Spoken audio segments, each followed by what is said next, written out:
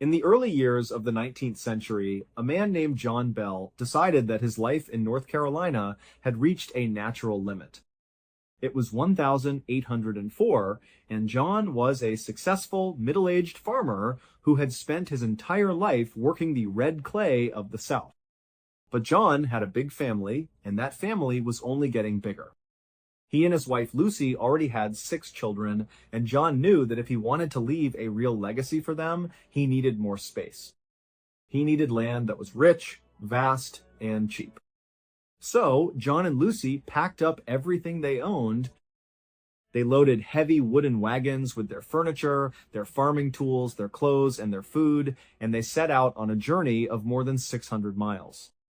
They were heading west, toward a rugged and largely untamed territory in northern Tennessee. Their destination was a place called Robertson County, located right along the winding banks of the Red River.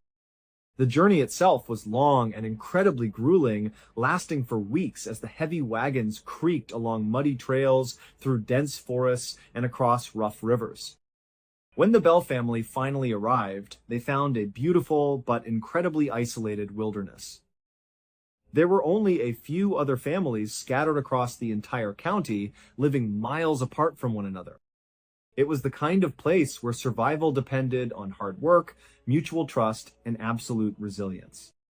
But this was exactly the kind of life John Bell had been preparing for his entire life. John was known by everyone who met him as a man of immense physical strength and relentless work ethic. He was a tall, imposing figure, but he possessed a deep, quiet kindness that immediately put people at ease. His wife Lucy was his perfect match. She was a gentle, sweet-tempered woman who believed that no stranger should ever walk away from their home hungry. Back in North Carolina, the Bells had been famous for opening their doors to any traveler who needed a hot meal or a dry place to sleep. If a neighbor fell on hard times, John was always the first to slip some money into their pocket or help them harvest their crops, never asking for anything in return. So, when they settled in Robertson County, John got right to work. He bought a massive 1,000-acre plot of land and began the exhausting process of clearing the dense forest. He chopped down trees for weeks on end, using the heavy timber to construct a beautiful 1.5-story log home for his family. The house sat prominently on a scenic hill overlooking the Red River. This river was a natural gathering spot for the local settlers. Families would travel there to fish, have picnics, and socialize, and because the Bell home was so close to the water, they were constantly greeting neighbors, offering water, and making fast friends. Within just a few years, the Bells had established themselves as one of the most prominent, respected, and beloved families in the entire region. For more than a decade, life on the Bell farm was peaceful and incredibly prosperous. The farm grew into a massive, self-sustaining operation. Every single morning, John would wake up before the sun rose to light the fireplace and wake the children. The kids would get dressed, eat a quick breakfast, and then walk together through the dense woods to reach the local schoolhouse. While the children were away learning, John and his older sons would spend their days out in the fields, planting and harvesting tobacco and corn, raising livestock, and tending to the orchards. They also built flatboats to transport their farm goods down the Red River for trade. John and Lucy even welcomed 3 more children into the world during their time in Tennessee, bringing their family to 9 kids in total. As the years rolled by, the oldest children grew up, got married, and built their own small cabins on the edges of the family property. They were a tight-knit, deeply religious, and happy clan. But then, on a hot, humid summer day in 1817, 13 years after the Bells first arrived in Robertson County, something shifted. It was a normal afternoon, and John was out on his property by himself, inspecting his vast cornfield. The corn was tall, reaching well over his head, and the air was completely still. As John walked between the rows, he suddenly caught a glimpse of something sitting right in the middle of one of the clearings.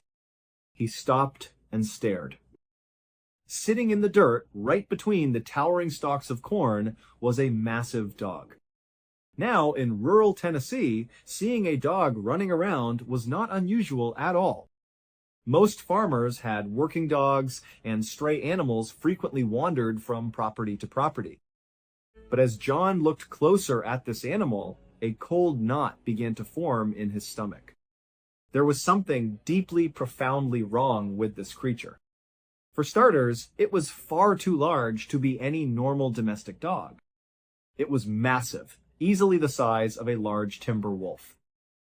But its body looked strangely misshapen, as if its bones had been broken and shattered many times over and had reset at bizarre, unnatural angles. It had a strange, jagged posture, and its fur was a patchy, matted dark gray. But the most unsettling thing about the creature was its face. It was sitting perfectly still, staring directly at John. It did not pant, it did not growl, and it did not wag its tail. It just locked its eyes onto John's eyes. John would later describe the look in that animal's eyes as being completely human. It was a cold, calculating, and knowing stare that felt deeply unnatural. John was not a man who spooked easily. He was a rugged pioneer who had faced wild predators and harsh winters without flinching. But standing there in the silent cornfield under the intense gaze of this misshapen beast, John felt a sudden, inexplicable wave of panic wash over him. His heart began to hammer against his ribs.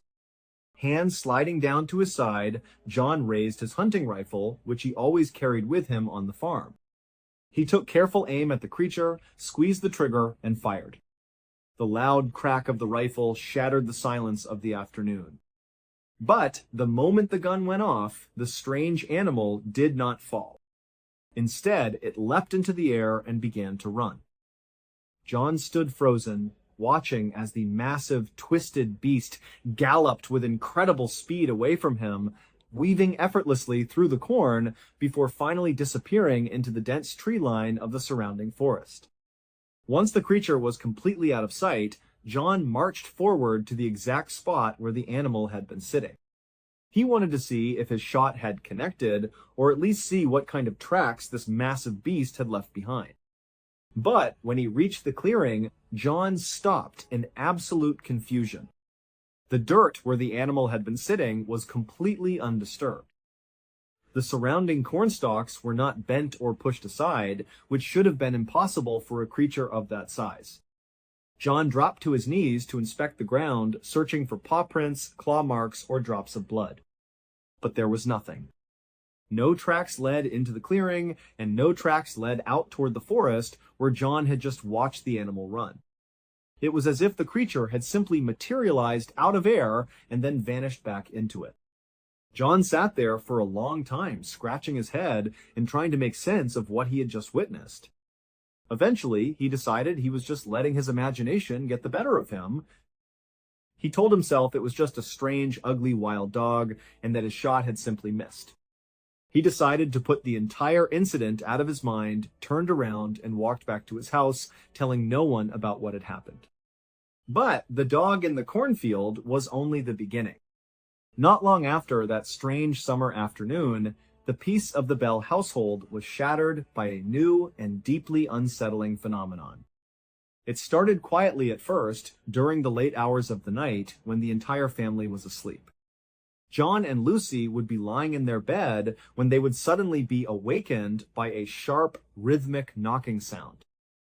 It sounded like someone was standing right outside their house, rapping their knuckles hard against the heavy logs of the exterior walls.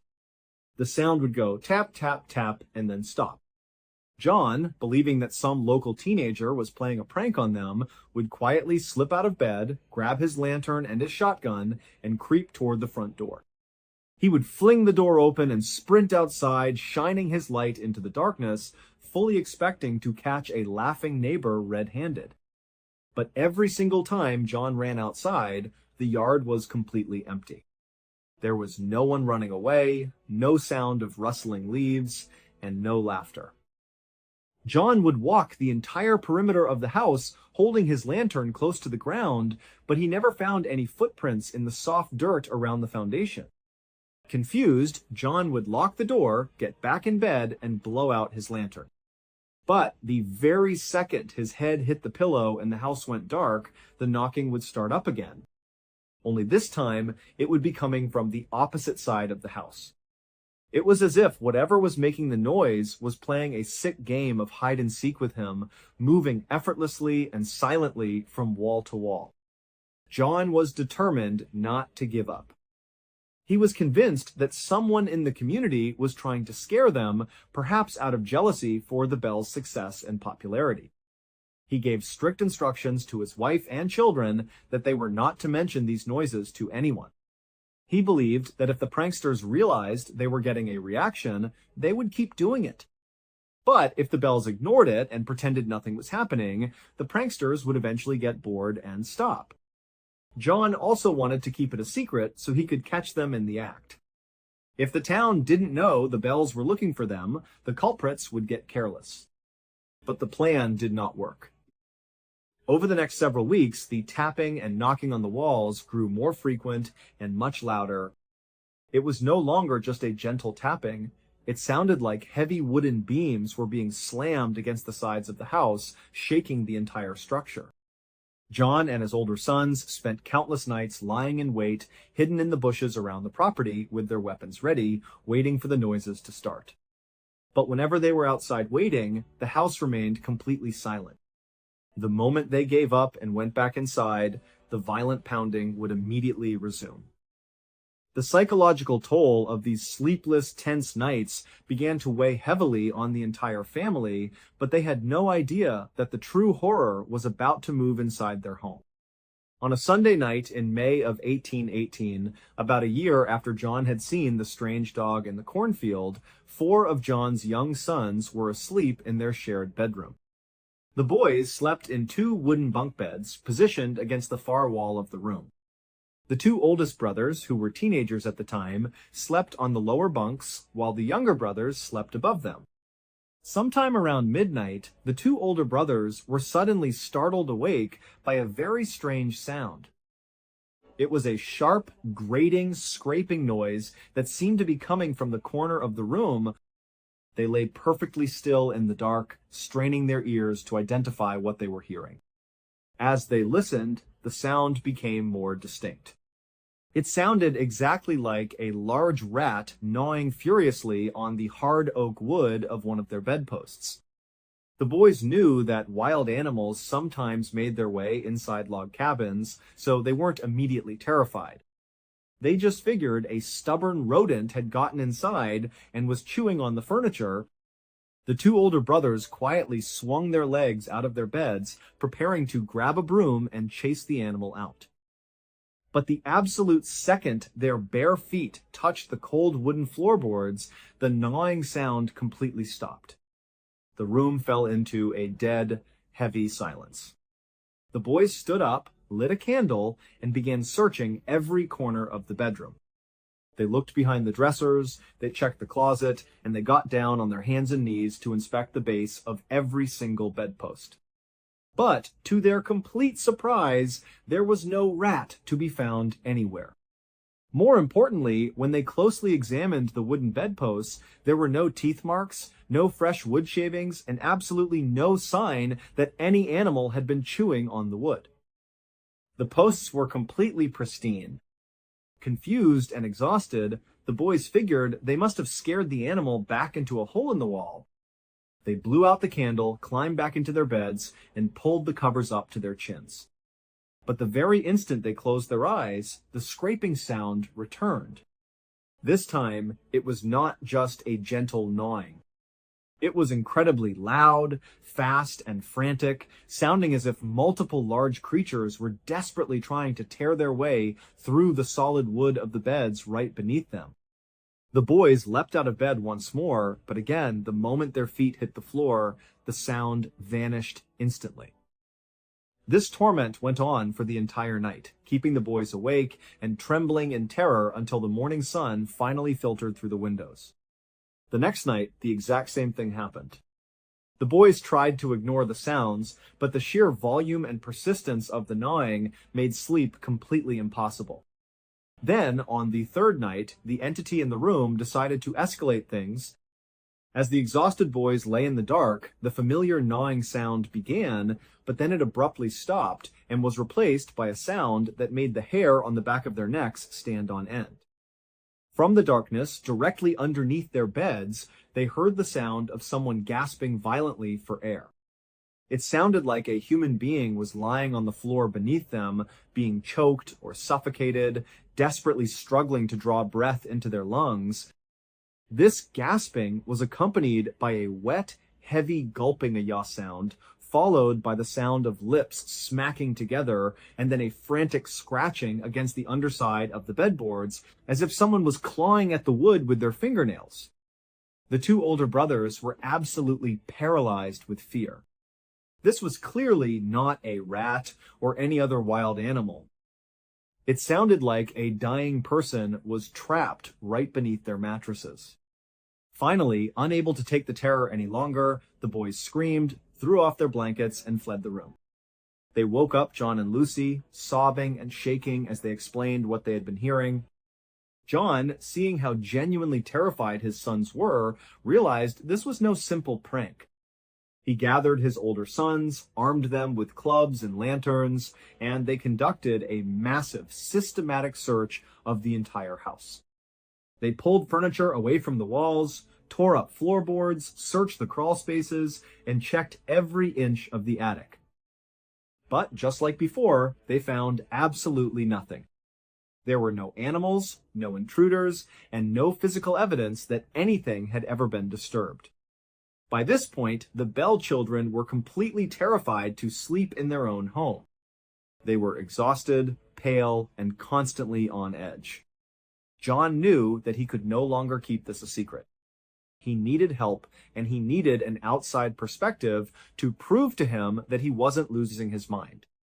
So, John walked to the neighboring property of a close and highly trusted friend.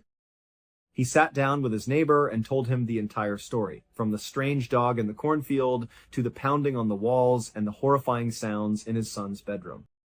John was a man of absolute integrity in Robertson County. He never told tall tales, he didn't drink, and he was known for his cold, hard practicality. Because of this, the neighbor didn't laugh or dismiss John's story. He looked at his friend's exhausted, hollow eyes and said that he would come over that very night to stay in the house and help him investigate. That evening, the neighbor arrived at the Bell home and took up a post in the boys' bedroom. For the first few hours, the house was quiet. But as midnight approached, the air in the room suddenly grew bitterly cold. Then, right on cue, the violent knocking began on the outer walls of the house.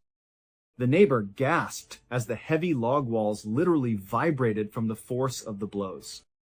Before he could even process the sound, the frantic gnawing noise started on the bedposts, followed immediately by the wet, choking, gasping sounds from directly beneath his chair.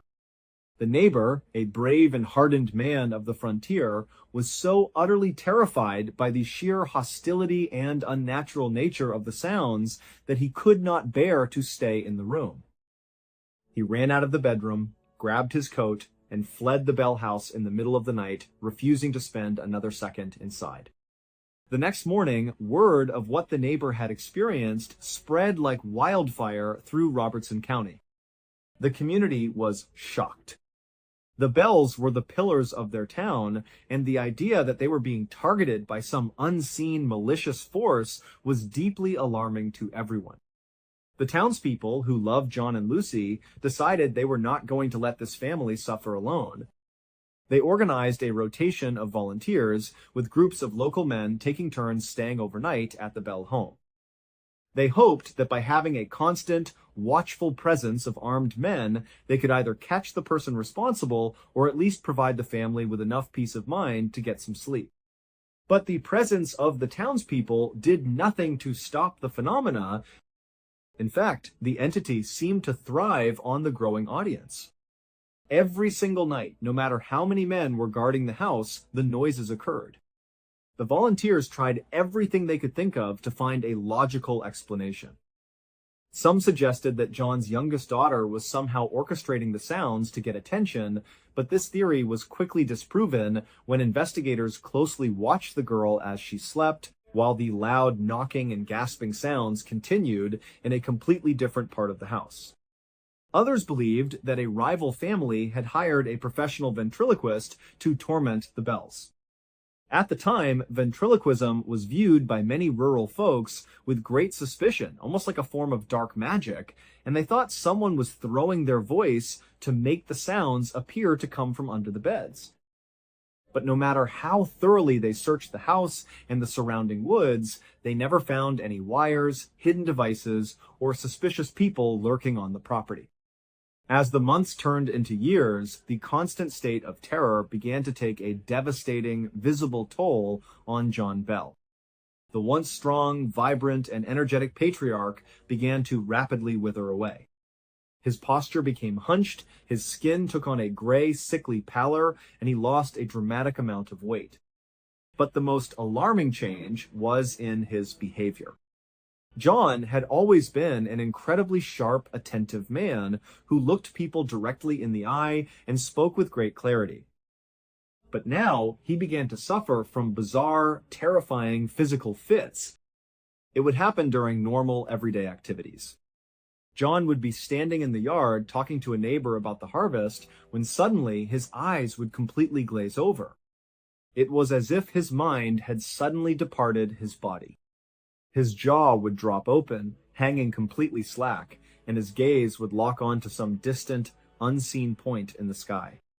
Then his face would begin to violently twitch. At first, these facial spasms were relatively minor, mostly localized around his eyes and temples.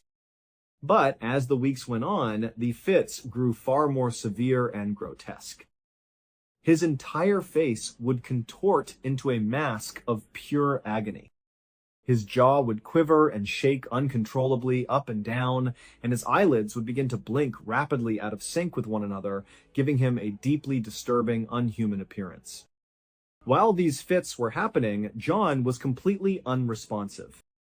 Neighbors and family members would scream his name, wave their hands in front of his face, and shake his shoulders, but John would remain frozen, locked in his silent, twitching trance. When the fit finally passed, John would not offer any explanation. He would not apologize or even acknowledge what had just happened. Instead, he would turn away in silence, slowly walk up the hill to his house, and retreat to his bedroom. There, he would sit on the edge of his bed for hours on end, staring blankly at the wooden wall in complete stony silence. He refused to eat, he refused to drink, and he would not speak to his terrified wife or children. In the rare moments when John was lucid and spoke to Lucy in private, he wept and confessed that he believed some malicious force was systematically torturing him, slowly draining his life force away, and that it would not stop until he was dead. The family felt completely helpless, trapped in a living nightmare with an invisible enemy that was slowly killing their father. By the autumn of 1820, the torment had been going on for 3 long, agonizing years.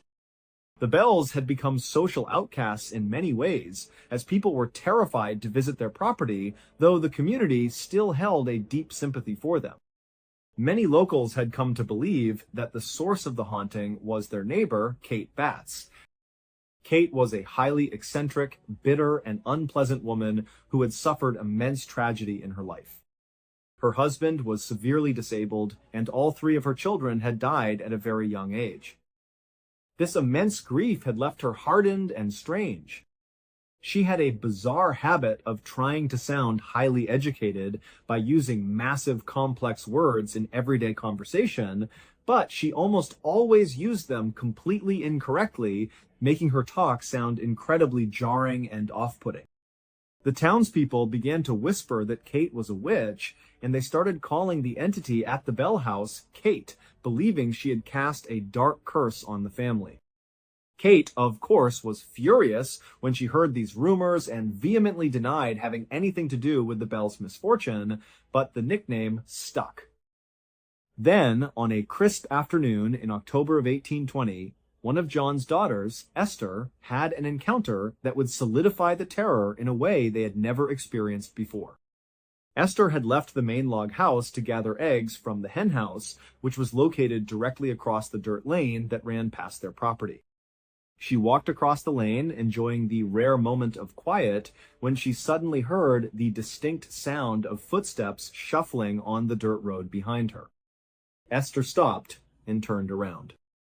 Walking slowly down the lane, heading directly toward the Bell house, was a woman dressed entirely in black. She wore a heavy, dark dress and a large bonnet that completely obscured her face, as her head was bowed low toward the ground. Esther was confused. She hadn't seen anyone else on the road just moments ago, and she wondered how this woman had appeared so suddenly. However, Esther wasn't particularly frightened yet. She assumed it was just a neighbor from the village who had come to visit or was passing through, so she turned back around and walked into the hen house to finish her chores.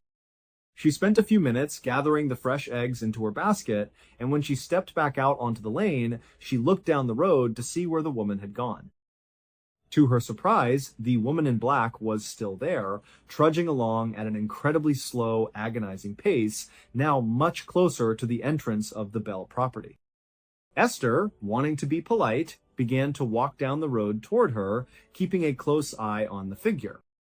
As she got closer, Esther realized she didn't recognize the woman's clothing, which looked old-fashioned and completely out of place. Esther called out a loud, cheerful hello, but the woman did not respond. She didn't raise her head, she didn't slow down, and she didn't show any sign that she had heard Esther's voice. Esther walked faster, closing the distance between them until she was only about 15 feet behind the figure. She called out again, asking if she could help her or if she was looking for someone. Still, there was absolute silence from the woman. The road was completely empty, the wind had died down, and the only sound was the crunching of Esther's own footsteps. A sudden, deep sense of unease washed over Esther. The way the woman was moving was incredibly unnatural, almost mechanical. Esther stopped dead in tracks, refusing to get any closer. The moment Esther stopped walking, the woman in black also stopped instantly. She stood perfectly still in the middle of the road, her back still facing Esther. Then, slowly, the woman raised her hands to her head. She untied the strings of her black bonnet and lifted it off, dropping it onto the dirt road. The moment the bonnet fell, a mass of thick, matted, jet-black hair tumbled down her back. Still, without turning around, the woman raised her hands into her hair and began to run her fingers through it as if she was trying to comb out the tangles. Esther watched, frozen in confusion. But then, the woman's hands began to move faster. She wasn't just combing her hair anymore. She was grabbing massive clumps of her own hair and pulling them with immense force. Esther watched in absolute horror as the woman began violently ripping her own hair out of her scalp. Across the silent road, Esther could clearly hear the sickening, wet, ripping sound of hair being torn from flesh. Within seconds, bloody clumps of black hair were scattering all over the dirt road. But the woman's hands only moved faster and faster, her arms blurring as she mutilated herself in complete silence. Overcome with pure terror, Esther realized she had to get away. She didn't dare run past the woman, so she scrambled through the brush, bypassed her entirely, and ran screaming into the front door of her house, slamming and locking it behind her. She found her sister inside and dragged her to the front window, pointing out at the road. The woman was still there, standing in the exact same spot, her hands still buried in her bloody hair. But the moment Esther and her sister made eye contact with her through the glass, the woman froze. She slowly lowered her hands, turned around, and stared directly up at the window. Her face was a pale, hollow mask, and her eyes were empty, dark voids. She stared at the sisters for a long, agonizing moment, and then she turned and began to walk around the side of the house. Esther and her sister shrieked and ran across the house to the side window to see where she was going. They watched as the woman in black climbed effortlessly over their wooden fence, entering the side yard. But as she dropped down on the other side, three small children, whom the sisters had not seen before, suddenly appeared out of nowhere, marching in a perfect silent line directly behind her. The woman and the three children walked directly into a small grove of peach trees on the property. Then, one by one, the woman and each of the children began to climb up into the branches of the trees. Once they were all positioned high in the branches, they turned their heads in unison to stare directly at the window where the sisters were watching.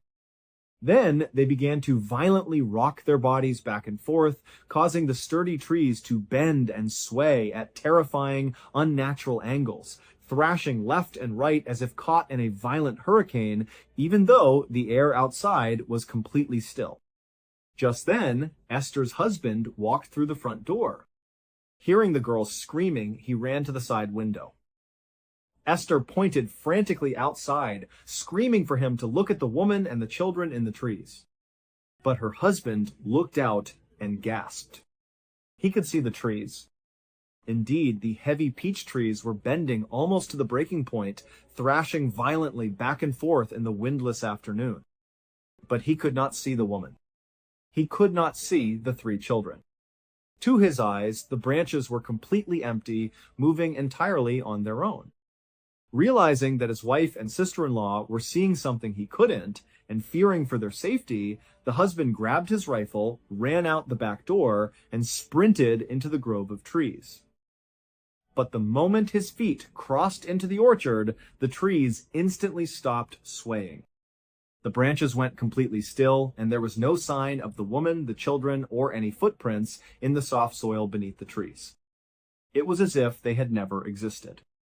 The terror of that afternoon had barely settled when, a few weeks later, John Bell's condition reached a horrific climax. John and one of his adult sons were out walking near the edge of their property, inspecting the fences. As they walked, John suddenly stopped. He let out a choked gasp and threw his hands up in front of his face, as if he was trying to shield himself from an invisible attacker who was raining blows down upon him. John's son watched in horror as his father's body began to violently contort. John's limbs bent at bizarre, painful angles, and his spine began to arch backward with such force that his son could hear the sickening pop of his joints. It looked as though some invisible, immensely powerful force had grabbed John by the head and feet and was trying to bend him in half backward. John's son ran forward, desperate to save his father, and grabbed him around the waist, trying to pull his body straight. But the moment he touched his father, a blood-curdling, deafening shriek erupted from the air all around them. It was a high-pitched, mocking scream that seemed to vibrate through the very ground beneath their feet, yet there was no one else in sight. The shriek was so incredibly loud and filled with such pure, unadulterated malice that the son was completely paralyzed, his ears ringing as he held on to his convulsing father. And then, just as suddenly as it had started, the shriek cut off. The air went completely still and silent. John's body went limp, and he collapsed onto the grass, gasping for breath as his son held him. John looked up at his son, tears streaming down his weathered, pale face, and whispered that his time had run out. He knew he was going to die. His son helped him to his feet, and the two of them walked back to the house in a heavy, grief-stricken silence. John went straight to his bedroom, climbed into his bed, and did not get up again. On the morning of the 19th of December, 1820, the Bell family gathered in the kitchen for breakfast, but John did not come down. This was highly unusual, as even in his sickness, John always tried to make an appearance. Sensing that something was terribly wrong, Lucy and her sons ran up the stairs to John's bedroom. They found John lying in his bed, still breathing, but his face was incredibly pale and his skin was cold to the touch. Lucy shook his shoulder and called his name, but John was completely unresponsive. He was in a deep, comatose state, and no matter what they did, they could not wake him. One of John's sons, panicking, ran downstairs to the family's medicine cabinet to grab the liquid medicine that the doctor had prescribed to help with John's fits. But when he opened the cabinet door, he stopped in shock. The glass bottle containing his father's regular medicine was completely gone. In its place sat a small, strange glass vial that none of them had ever seen before. The vial was filled with a thick, smoky, dark-colored liquid. The son grabbed the vial and ran back upstairs, showing it to the rest of the family, but no one had any idea where it had come from or what was inside it. They immediately sent a rider to fetch the local doctor. When the doctor arrived at the Bell home, he rushed up to the bedroom and examined John. He confirmed that John was in a deep coma and that his body was rapidly failing. The son then handed the doctor the mysterious vial of dark liquid and explained that it had replaced John's medicine. The doctor uncorked the vial and sniffed it, but he could not identify the substance. He knew it was highly suspicious, so he turned to the family and said they needed to test the liquid immediately to see if it was toxic. One of the sons went outside, found a stray cat that had been wandering around the barn, and brought it inside. Using a small dropper, the doctor carefully forced a few drops of the smoky dark liquid down the cat's throat. The reaction was almost instantaneous. Within less than a minute, the cat began to violently twitch, its body contorting in the exact same horrifying angles that John's body had experienced in the woods. The cat let out a quiet mew, collapsed onto the floor, and died right in front of them. The doctor looked at the family in horror. The liquid was a highly concentrated, lethal poison. But how had it gotten into the locked medicine cabinet, and who had replaced John's medicine with it? There was no time to answer these questions, because the next morning, the 20th of December 1820, John Bell took his final, shallow breath and died. For decades, the story of John Bell's death was told as a classic tale of a supernatural haunting, with many believing that the Bell Witch herself had physically placed the poison in the cabinet and forced John to drink it. But when you look at the cold, hard facts of the case from a modern investigative perspective, a much more grounded and terrifying reality begins to emerge. This was not the work of a ghost or a witch. This was a highly calculated, cold-blooded, and systematic murder. If we reconstruct the events leading up to John Bell's death, we can see all the classic signs of chronic poisoning. In the early 19th century, heavy metal poisons like arsenic were incredibly common and virtually impossible to detect. Arsenic was odorless, tasteless, and could easily be mixed into food, water, or medicine without the victim ever realizing it. When administered in small, frequent doses over a long period of time, arsenic causes severe neurological damage. The symptoms of chronic arsenic poisoning are incredibly distinct. They include sudden dazes, confusion, extreme physical weakness, muscle wasting, and, most importantly, severe motor dysfunction, including violent facial twitching, jaw spasms, and involuntary muscle contortions. This matches the exact physical progression of John Bell's illness over those 3 years. Someone inside the Bell household, or someone with constant, easy access to the home, was slowly and systematically feeding John Bell small doses of poison. This explains why the haunting was so heavily focused on John Bell himself. While the rest of the family experienced frightening noises, John was the only one who suffered from the physical, debilitating fits. The person responsible for this was a master manipulator. They used the town's growing belief in the supernatural and the legend of Kate Batts to create a perfect cover story. Every time the family heard knocking or scraping or gasping, it was likely staged by the killer to reinforce the idea that the house was cursed by a demon or a witch. By creating a chaotic, terrifying atmosphere of paranormal dread, the killer ensured that when John's health began to fail, the family and the townspeople would immediately blame the witch, rather than suspecting that someone was slipping poison into his tea or his medicine. The climax of this plan occurred on the night of December 18. The killer knew that John was already weak and near death from the years of chronic poisoning.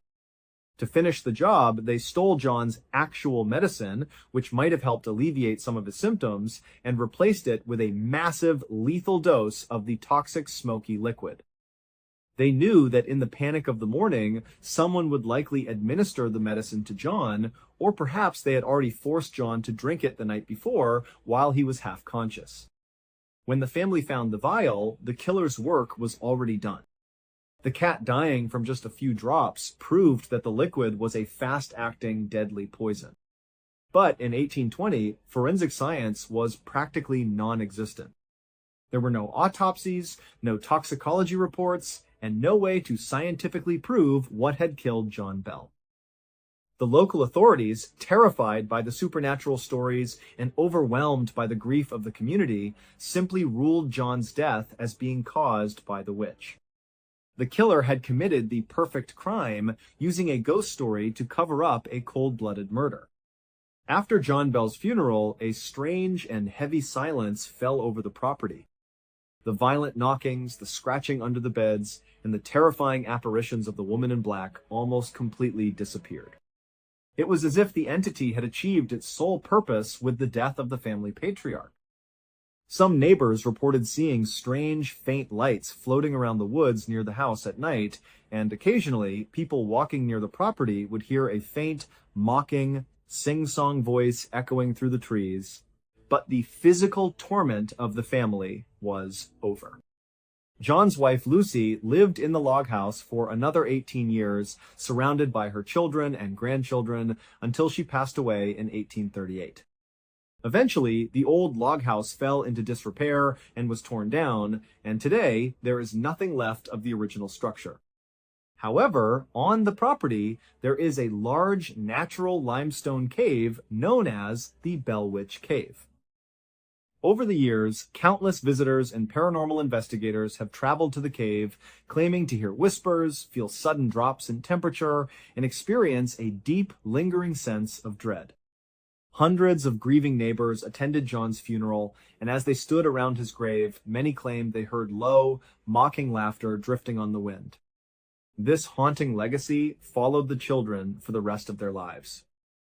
But the true tragedy of the Bell family lies not in the supernatural, but in the devastating loss of a kind, generous man who built a life from nothing, only to be systematically tortured and murdered in his own home, while his terrified family watched, completely helpless to stop it. The identity of the real killer, the person who stood in that kitchen and replaced the medicine with a vial of poison, remains one of the oldest, coldest, unsolved mysteries in American history. Thank you so much for watching. Let me know what you thought of today's episode in the comments. And remember, we have a whole playlist of true crime episodes ready for you to binge right now. Until next time, see ya. On the afternoon of the 10th of June, 1871, a defense attorney named Clement Vallandigham was sitting inside a courtroom in Lebanon, Ohio. He was listening to a prosecutor question a witness on the stand. And with every single word this witness spoke, Clement could feel the knot in his stomach twist and tighten just a little bit more. This testimony was not just bad, it was devastating for Clement's client, a man named Thomas McGahan, who was on trial for murder. The murder itself had happened about 6 months earlier on a cold Christmas Eve in the nearby city of Hamilton. That night, McGahan had apparently stormed into a saloon with a group of his friends. Their target was another man inside named Tom Myers. An attack broke out, it was loud, it was chaotic, and in the middle of all the shouting and shoving, a single gunshot rang out. When the chaos finally died down, Tom Myers was on the floor, shot and killed. Now, the problem was, there were at least 30 other people in that saloon at the time. But the fight had happened so fast and it was so confusing that not a single person could say for sure that they saw who actually fired the gun. Despite this complete lack of a direct witness to the shooting, almost everyone in town immediately decided that Thomas McGahan had done it. And to be fair, even Clement had to admit that it was a reasonable assumption to make. You see, McGahan and the victim, Tom Myers, had a very long and very public history of not liking each other. It was a well-known feud, and everybody in town knew they hated each other. On top of that, McGahan had a reputation. He was known as a violent criminal, and there were rumors, whispers that he had already killed at least 4 other men in his lifetime. So, when Tom Myers ended up dead after a fight with McGahan, the citizens of Hamilton didn't really feel the need to wait around for a trial. They were ready to form a mob and hang McGahan right then and there. Of course, the local police intervened before that could happen. They arrested McGahan and put him in jail to await trial. But the story of the saloon murder had already spread like wildfire all across Ohio. It was a messy, dramatic case with a notorious defendant, and as a result, the trial itself became a very high-profile event. Every single day, the courtroom was packed. Journalists from all over the state, important local figures, and curious members of the public all came to sit in the gallery and listen to the testimony unfold. And right now, all of these important people were sitting there watching Clement's defense case get absolutely obliterated by this one single witness. The witness on the stand was one of the men who had been in the saloon on the night of the murder. And he was making a very, very big claim. He was telling the court that even though nobody saw McGahan fire a gun, he was certain McGahan was the shooter. The witness said that right after the gunshot went off, he looked over and he saw a little puff of smoke coming out of McGahan's jacket pocket. The implication was clear. McGahan had his gun hidden inside his jacket, and he had fired it through the fabric to conceal the weapon. As the witness explained this theory, Clement looked around the courtroom. He saw people in the jury box nodding their heads. He saw journalists in the gallery scribbling furiously in their notepads. It was clear that everyone was buying it. What the witness said seemed to make perfect sense to them. At that point, Clement could tell that basically everyone in that room thought his client was guilty. But Clement did not agree.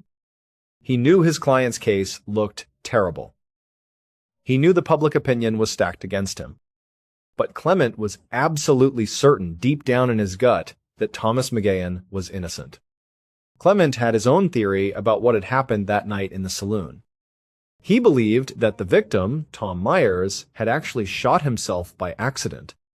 He thought that during the chaotic brawl, Myers had tried to pull out his own gun to defend himself, but in the struggle he fumbled it and the gun went off, killing him. Unfortunately for Clement, this was 1,871. There was no advanced forensic science. There were no ballistics experts or gunshot residue tests. The only piece of physical evidence in the entire case was a few scorch marks on Tom Myers' shirt where the bullet had entered.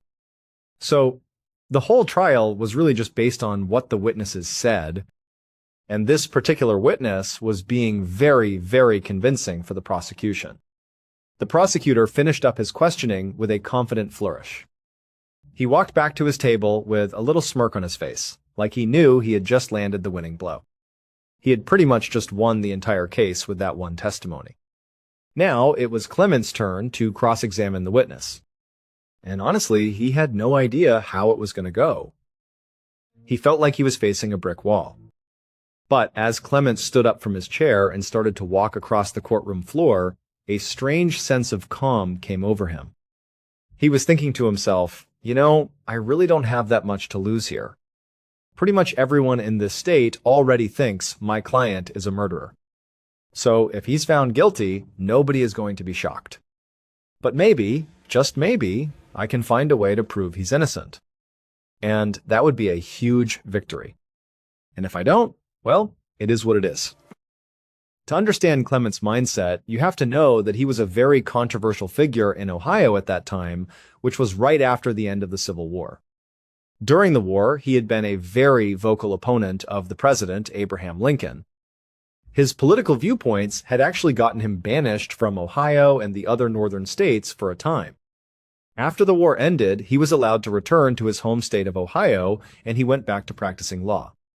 But he had never really been able to fix his damaged public image. Even now, 6 years later, a lot of people in Ohio still really hated him for his behavior during the war. So in his mind, Clement knew that losing this case wasn't going to change much for him personally. Nothing would really change.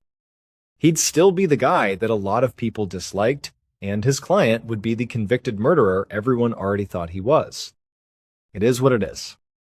But if he won, if he could somehow pull off an acquittal in this impossible case, he could completely reinvent himself. He would no longer be the disgraced politician. He would be known as the sensational criminal defense lawyer who could overturn even the most hopeless cases. And again, he genuinely believed his client was innocent. So this would be a major victory on two fronts for Clement. It would be a professional triumph and a personal vindication. So, with this renewed sense of purpose, Clement stepped up to the witness box. He began firing off one question after another at the witness. By the end of the day, Clement had managed to get that witness to admit that he hadn't actually seen a physical gun in McGeehan's hand or in his pocket. He had only seen the smoke. Then, Clement delivered his final blow to the prosecution's theory. He had the jacket that McGeehan had been wearing that night brought into the court as evidence. He showed it to the judge and the jury, and he was able to prove that there was no hole anywhere on it. Not a single tear or burn mark. The jacket shooting theory was completely destroyed. As the week went on, more and more witnesses took the stand. Clement was pleased to find that none of them had any actual proof that McGeehan had shot Tom Myers. But, on the other hand, he also couldn't find any solid evidence that proved his client was innocent either. He had poked holes in the prosecution's case, but he hadn't built a strong case of his own. So, later that week, on Friday, June 16th, as the trial was coming to a close, Clement was starting to get worried again. He knew that he had done a lot, but he also knew it probably wasn't enough to get his client acquitted. And even though he knew the odds were always stacked against him, he now felt like victory was possible. It was almost within his grasp, and now it felt like it was slipping through his fingers. That afternoon, Clement sat behind the defense table, sweating under his collar as he listened to the prosecutor's team deliver their closing arguments. And they were brutal. They painted McGeehan as a cold-blooded killer and tore apart every little bit of doubt Clement had tried to create. This was giving Clement a lot of anxiety. He was just moments away from having to give his own closing arguments. This was his very last chance to convince the jury that his client was innocent. But he just did not feel like the speech he had prepared was going to be enough, especially not after the powerful and convincing speech the prosecutor was giving right now. And so, as the prosecutor eloquently wrapped up his speech, Clement was furiously crossing out lines on his own notes, trying to rewrite things, trying to make it better, stronger. But nothing was coming to him. He just sat there, racking his brain, trying to think of what to say. The prosecutor sat down, and the entire courtroom fell silent. Everybody was looking at Clement, waiting for him to stand up and deliver his closing argument. And as he sat there in that heavy silence, an idea suddenly hit him. It hit him so hard that he actually dropped his pen on the floor. He didn't know why this idea hadn't occurred to him earlier. It was so obvious. He suddenly realized there was a way he could definitively prove McGeehan was innocent. And if he was right, he would go down in history as perhaps the greatest defense attorney Ohio had ever seen. Clement lunged for his pen again. He frantically started scribbling down the details of his new idea. A minute later, he heard the judge call his name, telling him it was his turn to speak. And so Clement, he shot to his feet and he cleared his throat. But instead of launching into the speech he had prepared for this moment, he did something unexpected. He asked the judge to let him deliver his closing argument on Monday instead. The judge was a little hesitant at first, but after some consideration, he agreed. And when he did, Clement felt a huge surge of excitement rush through his body. After the court proceedings officially ended for the day, Clement could not get out of that courthouse fast enough. He had a plan, and he needed to put it into motion. Clement waited until nightfall to act. He needed to run a test to make sure his theory, the one he was going to present on Monday, was correct. But he didn't want anyone from the prosecution team to see him doing it. So, after having dinner with some friends, Clement slipped out of his hotel and into the quiet, dark streets of Lebanon. While he was at dinner, he had been pretty vague about what he actually planned to do that night. But he did tell his friends that they really needed to stay in town long enough to hear his big final argument on Monday. He was that confident in what he was about to uncover.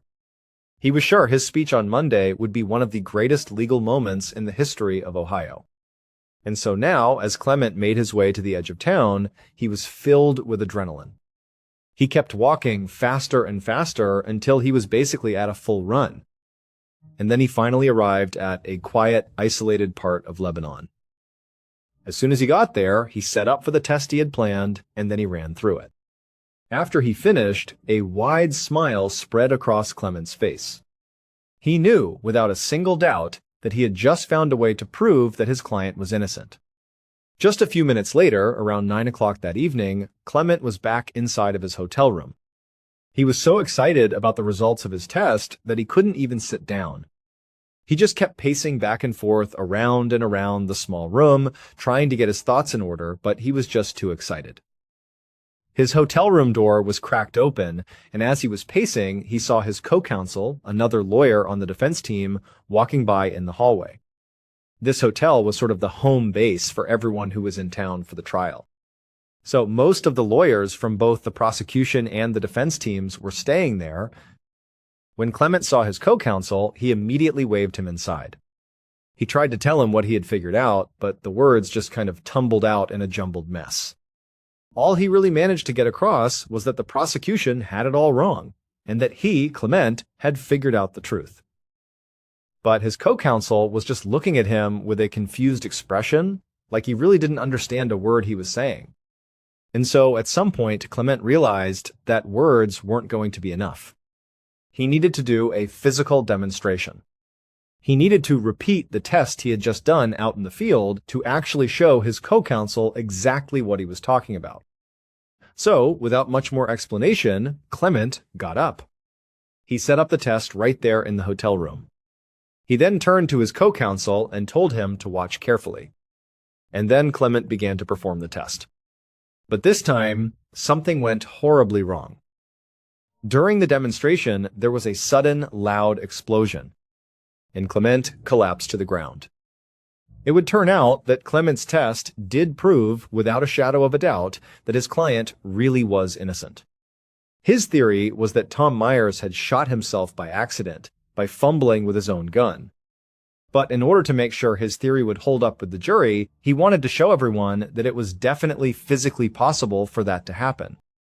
So, when Clement had gone to the edge of town to do the test by himself for the first time, he had taken a gun with him. He basically experimented with ways the accident could have happened. He shot the gun through pieces of fabric from different angles, and he looked at the resulting scorch marks. And when he did this, he realized that the scorch marks that had been left on the victim's clothes, which was the only forensic evidence they had, could have only been made if the victim was shot at point-blank range. This meant that Thomas McGahan, who was standing several feet away during the fight, was simply too far away to have been the shooter.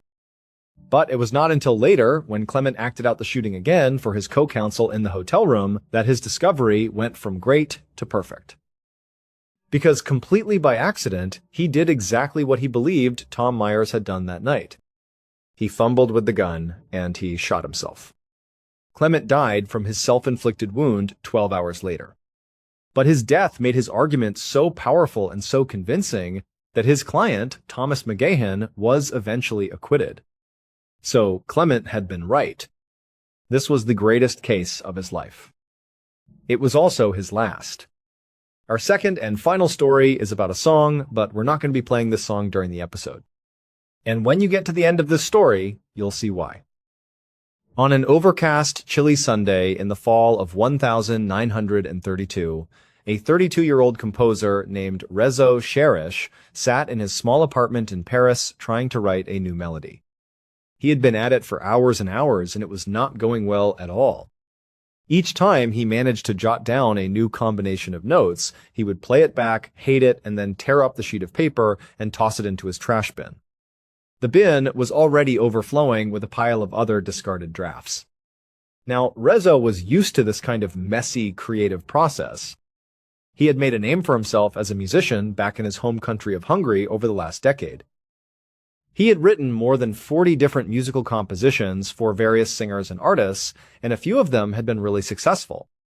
So Rezo knew, deep down, that he had the talent to be a huge star. He believed he could change people's lives with his music. But recently, despite trying many different approaches and just letting the messy creative process happen, Rezo still could not come up with any new work that he felt was any good. A big part of the problem was that he was incredibly stressed out.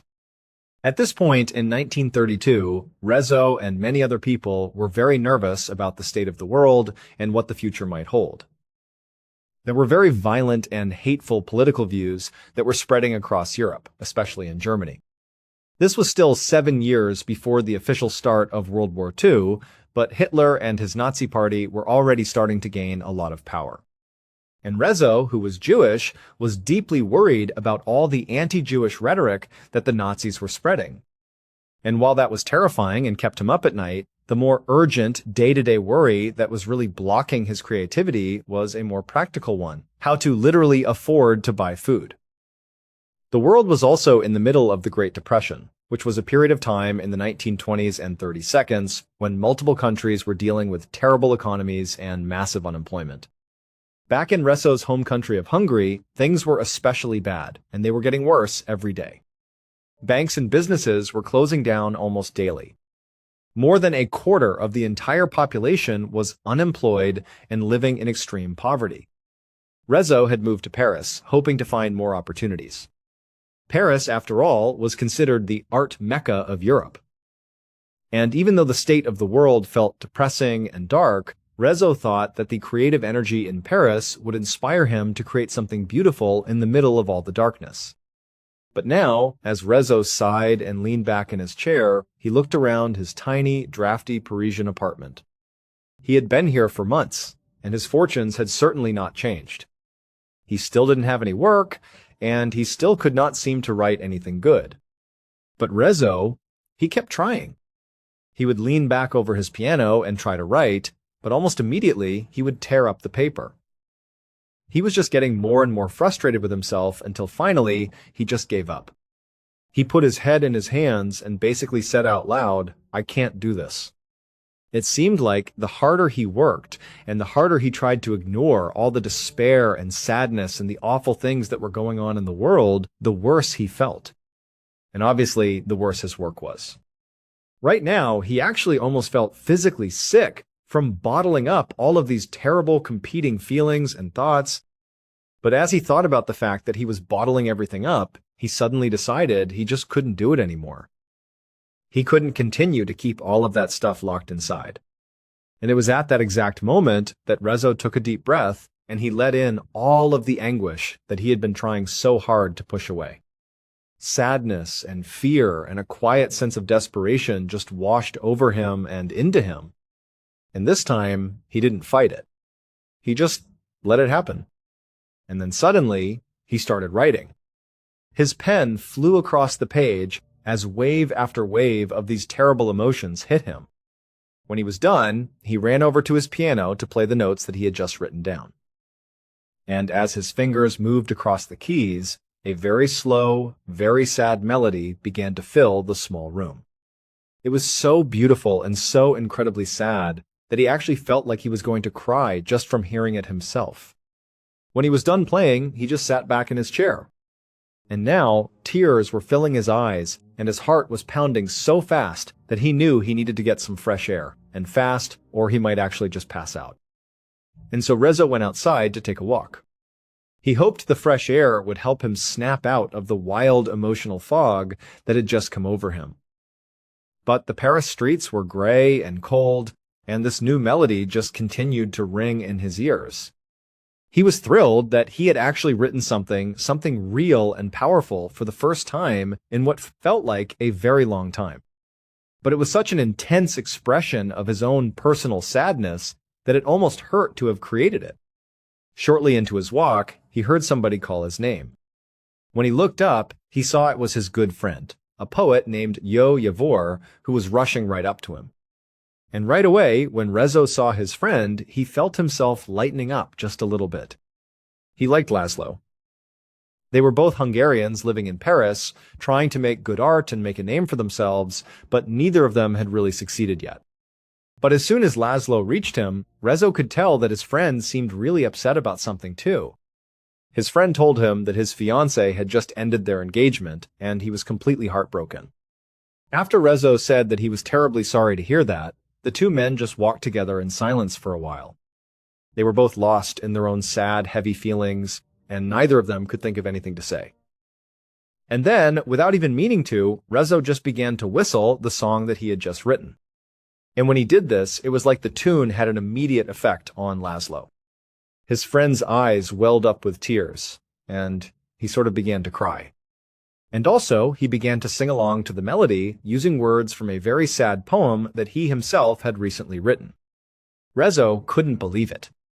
Without even trying, Laszlo's words were a perfect fit for his melody. And as this sort of impromptu collaboration began, the two men went from this really dark, gloomy mood to a purely excited one. They were so inspired that they rushed into a nearby restaurant to sit down and work out the rest of the song. Before they knew it, Rezo had written an entire composition with Laszlo's lyrics. The song was about someone whose lover had just died, and their deep desire to be reunited with them in the afterlife, Pakis.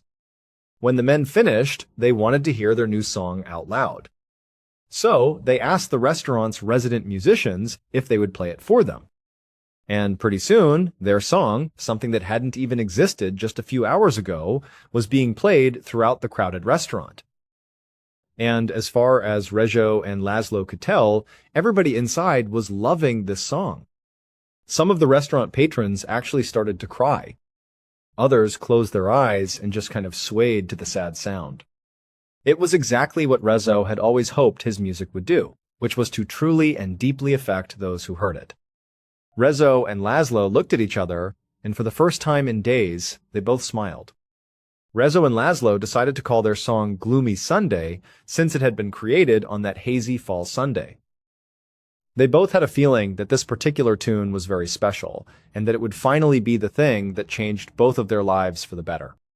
So, over the next few months, they took the song around to different music producers and tried to get somebody to buy it. And finally, someone did. A company agreed to publish the sheet music and to record the song. After that, Rezo went back to his shabby Parisian apartment, and he waited. He waited for the song to take hold, for it to become a hit, and for the money to start pouring in. But that is not what happened. As the months passed by, Rezo didn't hear Gloomy Sunday on the radio. He didn't see it on any music charts. He didn't hear it in other restaurants or being performed in theaters. It was like the song had never even existed at all. And this completely crushed Rezo. He was even more upset and defeated than he had been before he had written it, because now he had gotten a taste of hope. And it felt so much worse to fail after that. The rest of Rezo's life, and the state of the world, got worse too. The Great Depression was still going strong. And as Hitler got more and more popular, people started to wonder if there was going to be a major war. So Rezo and pretty much everyone else around him just sank further and further into their fears and worries and kept praying for something, anything, to change. 3 years later, on a spring evening in 1935, Rezo was back in Hungary. He was walking down a street in the country's capital city, Budapest. He was on his way to a friend's house. But as he strolled down the sidewalk, he heard a song coming from an open window of a nearby apartment. He stopped cold in his tracks, and his heart began to pound in his chest, because he knew that song. It was his. It was Gloomy Sunday. Rezo had no idea how or why he was hearing his song. As far as he knew, no one had really been that interested in it. But it was completely shocking. Someone he didn't know was listening to his song on the radio. That meant it was being put out on the airwaves, that it was being consumed by the public. This was incredible.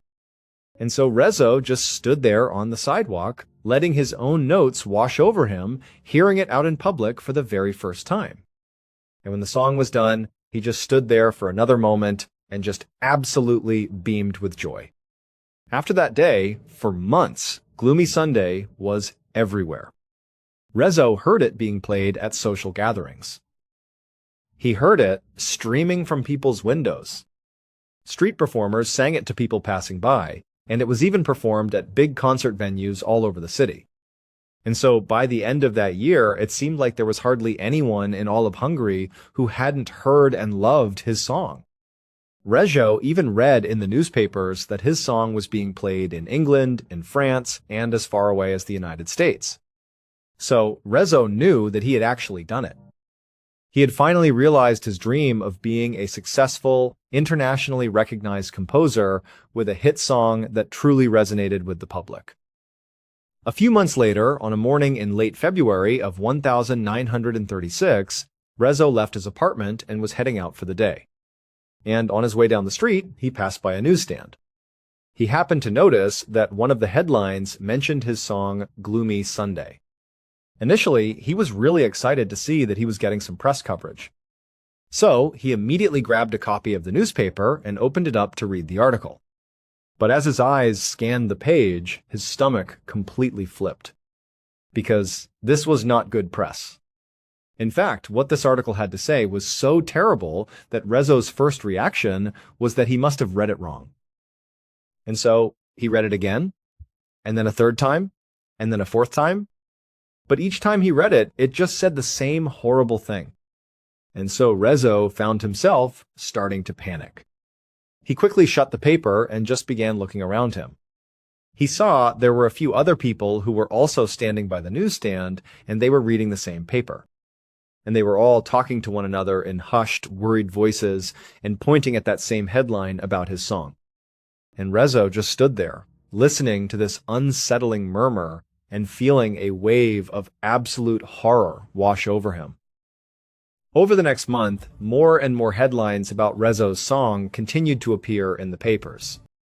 And it was like each day, they only got worse. And then the story went international. The Catholic Church weighed in on it. And then the police got involved. Finally, one afternoon at the end of March in 1936, Rezo was sitting at his piano, just staring down at the keys.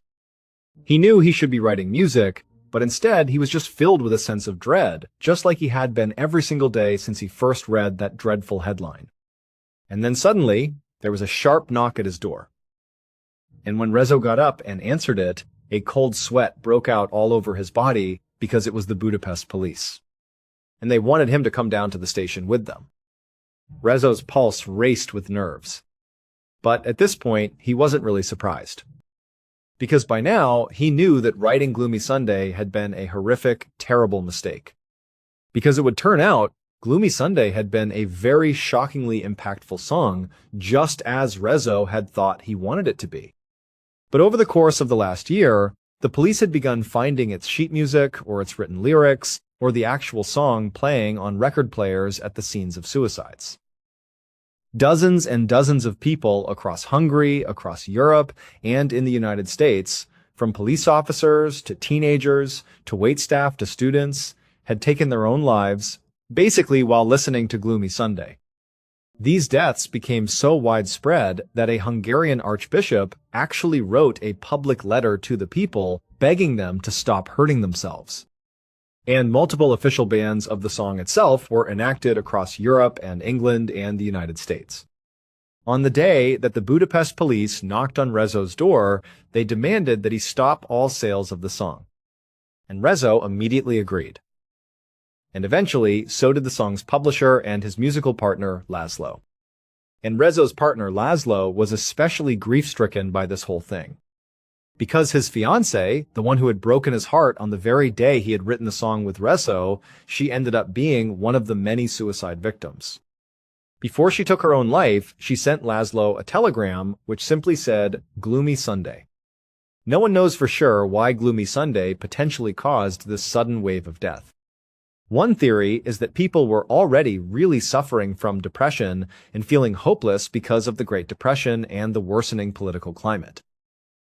And the song's popularity was either a terrible coincidence or it served as a sort of unfortunate trigger for those who were already on the edge. As for Rezo, he was devastated by the dark legacy of his song.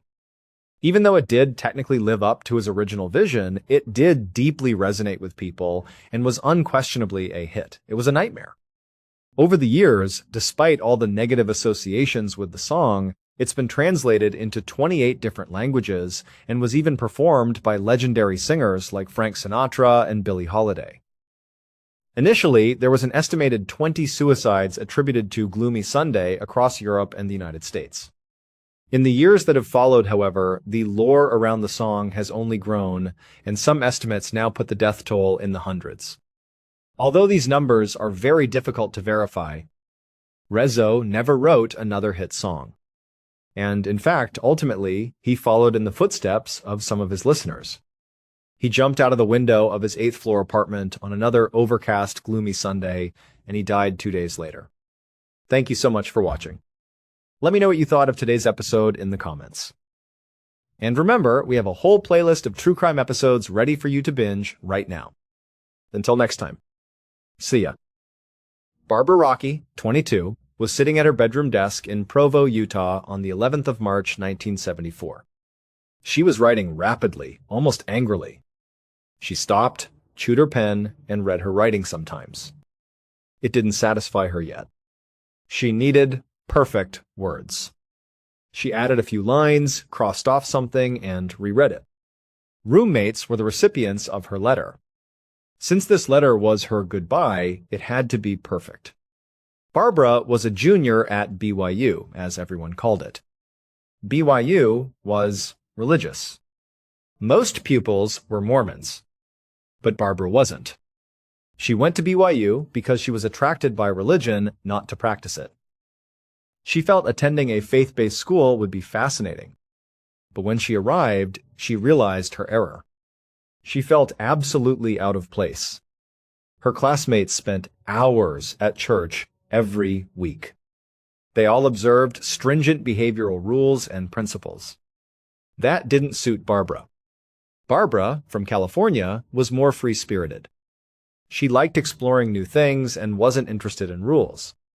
Barbara had been frustrated and alienated at BYU for 3 years. Her classmates didn't understand her, and she didn't either. She hoped her new home would alter things. 2 months earlier, in January, she moved with 7 other girls. It was evident by now that these girls didn't like her more than anyone else. They were pious, like the rest of BYU students, and thought Barbara was crazy. They didn't understand why she dated different individuals or tried different religions. They didn't get it. Barbara opted to lean into it, instead of trying to win her housemates over or change their thoughts about her. She acted out, intentionally making them uncomfortable. She told them she prayed to the devil, knowing they would be shocked. It works. They were stunned. Barbara began to feel that these females weren't as weirded out by her. They were suddenly terrified of her. That left Barbara feeling even more alone. Barbara was composing this letter at her desk for all those reasons. She informed her roommates that she would leave school temporarily. She needed people who understood her. She envisioned a small group of pals surrounding Richard Finder. Richard claimed telepathic powers. Barbara met him when she called a radio show where he gave paranormal readings. Something clicked between them immediately. Although Richard was almost a decade her senior, he appeared to understand Barbara better than anybody else. Since that phone conversation, their relationship was passionate. The atmosphere was beautiful and mystical. However, Richard lived far away, so most of their connection was over the phone. Barbara thought it would be wonderful to be closer to Richard and his open-minded pals. Barbara wanted to leave BYU for another reason. Because she felt frightened as a young lady on a college campus. Recent national news headlines about college women being attacked were alarming. In January, a Washington State student was battered and nearly killed in her dorm room. Another campus girl disappeared the next month. Barbara was alarmed even though these attacks did not occur at BYU. It was especially uncomfortable because the targeted women resembled her. They had long, dark hair and similar faces. To protect herself, Barbara started judo courses at school. She even persuaded her best buddy, Jerry Hicker, to help her acquire a rifle for safety. The difficulty was that Barbara had lately lost her gun. She hadn't found it in weeks. She searched her room, car, and more. Although she reported it lost to campus police, she had no idea where it went. Barbara forgot about the lost gun for now. She breathed deeply and finished her goodbye letter. She then looked at her wall clock. Nearly 10 in the morning. She had class. She snatched the letter and put it in her purse. Her purse contained a turquoise necklace. Selling it that day was her plan. She would pawn her most treasured possession to earn seed money to leave town. Her destination would depend on how much money she could get. While packing to leave her room, Barbara heard a car pull into the driveway. I was relieved. She hoped her best buddy Jerry would return her car before class after borrowing it 2 days earlier to go skiing. He seemed to have arrived just in time. Barbara ran out her front door and saw her car, and Jerry leaping out of the driver's seat and waving her keys, shouting, "Hey, I'm back!" Jerry asked Barbara whether they were still going to hang out later that day as he returned the car keys. Barbara was busy. She was thinking about class and selling her necklace. She figured Salt Lake City had more pawn shops and paid higher than Provo. Driving north took less than an hour. After class, she could drive there since Jerry had dropped off her car. Barbara only nodded at Jerry's words, not paying attention. She snatched the keys, got in her car, and drove off. Barbara was still waiting for the teacher to dismiss her social work class over an hour later. She heard some pupils whispering behind her as she seated. She turned red, as they did, even though she couldn't understand them. Even if they weren't talking about her, it wouldn't have been the first. Her name was often mentioned at BYU. Barbara tried to ignore them. After the teacher let them leave, she sprang up, put her books in her bag, and ran out of the building. She swiftly walked to her car, got in, and drove away. She felt excited as she walked down the street toward the freeway. She couldn't wait to sell this necklace and leave. After 3 hours, Barbara's best friend Jerry went up the sidewalk to her house. He believed they would meet that afternoon, but Barbara never showed up. Barbara wouldn't skip plans without contacting. He was at her residence to check on her. Jerry realized her car wasn't in the driveway initially. He stood outside, contemplating whether to go inside and ask her roommates where she was. He decided against it. He knew they disliked him too. Instead, he turned around and returned home. He passed an apartment complex down the street from Barbara's house on his way back, stopping dead in his tracks, because he saw Barbara's automobile in the lot. This was unusual. Jerry was confident she didn't know anyone in that building. Now worried about Barbara, Jerry went to her car to check it out. He looked in through the driver's side window and noticed a message on the passenger seat. He checked the door handle and found the car unlocked. He entered and grabbed the note. He started reading. He noticed his heart rate rise. Jerry ran into campus cops an hour later. Barbara's roommates trailed him. Jerry returned home to show Barbara's roommates the note he found in her car. He wanted to know if they had seen her since he was worried it was a suicide note. It appeared Barbara wrote the parting note. It indicated she was leaving for her people. The tone alarmed him. Jerry knew her roommates felt he was exaggerating. However, they agreed to accompany him to the police station to check on him. When the officer on duty came to the front desk, Jerry told him he had arrangements with Barbara that day and she hadn't shown up, which was unusual. He then detailed how he found her car in that unfamiliar parking lot, this letter, and his doubts about its meaning. The officer on duty said, "Okay, we'll look into it." Campus police did so for several hours. However, Barbara had not been seen or heard from since that morning. They contacted other campus students and her family.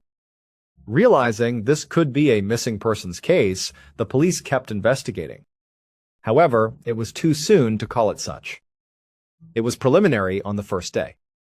The next day, a Utah utility worker hiked up a path in Big Cottonwood Canyon over 50 miles north of BYU. a steep nature preserve outside Salt Lake City. Officially, he was checking water lines, but he was also relaxing and enjoying the surroundings. Beautiful place. In the highlands, it was quiet and remote. When he reached the top of the trail and saw others, he was shocked. The woman was up there. But his brain initially processed what he saw as a woman lying on the ground, possibly nude. He initially thought, oh, she's sunbathing. That's what she's doing up here. But then he looked closer. He noticed March. It's cold. And she's face down. She is completely naked. He took a couple more steps forward and his brain finally understood what he saw. He gasped, turned around, and fled as fast as he could to his car to call the police. Captain Pete Hayward of the Salt Lake City Sheriff's Office drove his cruiser into Big Cottonwood Canyon via a remote access road within an hour. Hayward usually enjoyed nature. He spent his free time hunting and fishing. The lovely scenery and remote location were actually an annoyance right now. He needed to reach his objective quickly, but it was hard out here. Hayward had received a call about a utility worker finding a woman deceased in the canyon.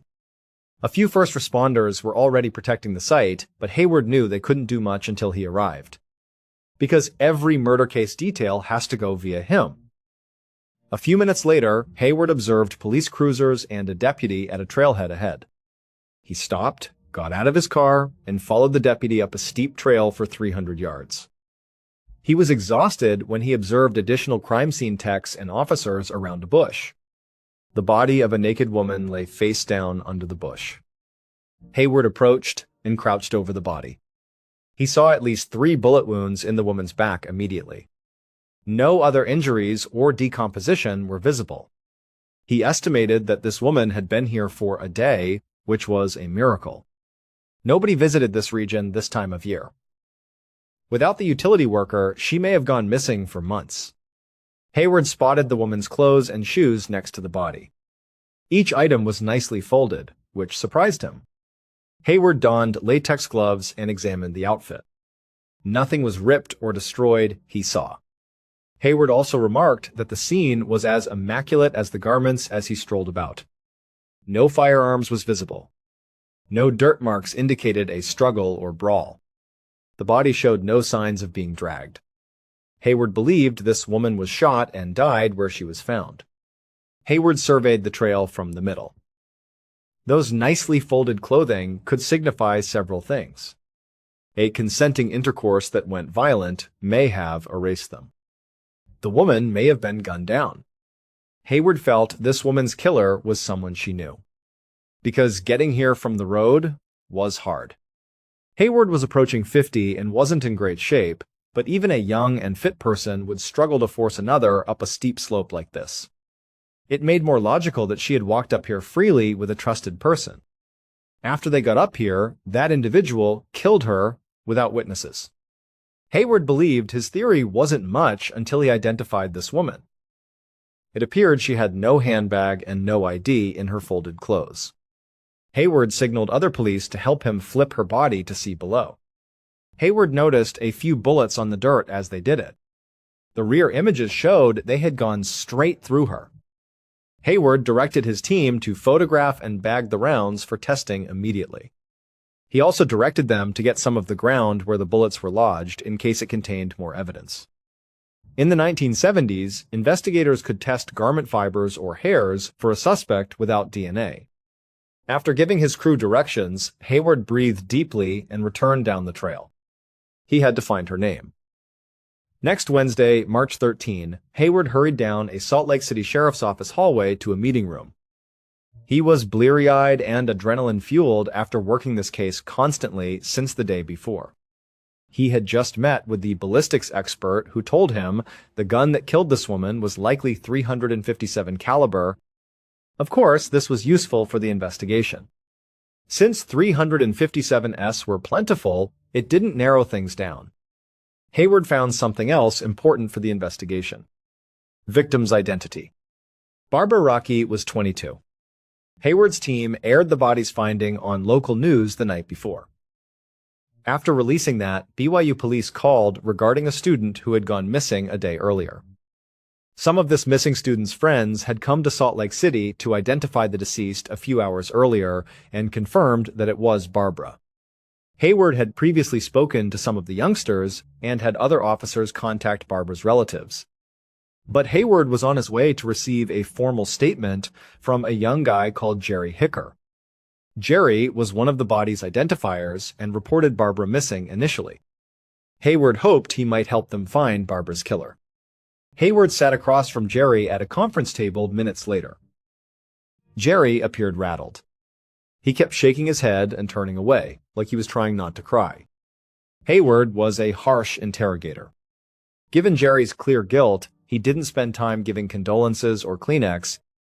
According to Barbara, he was her best school friend.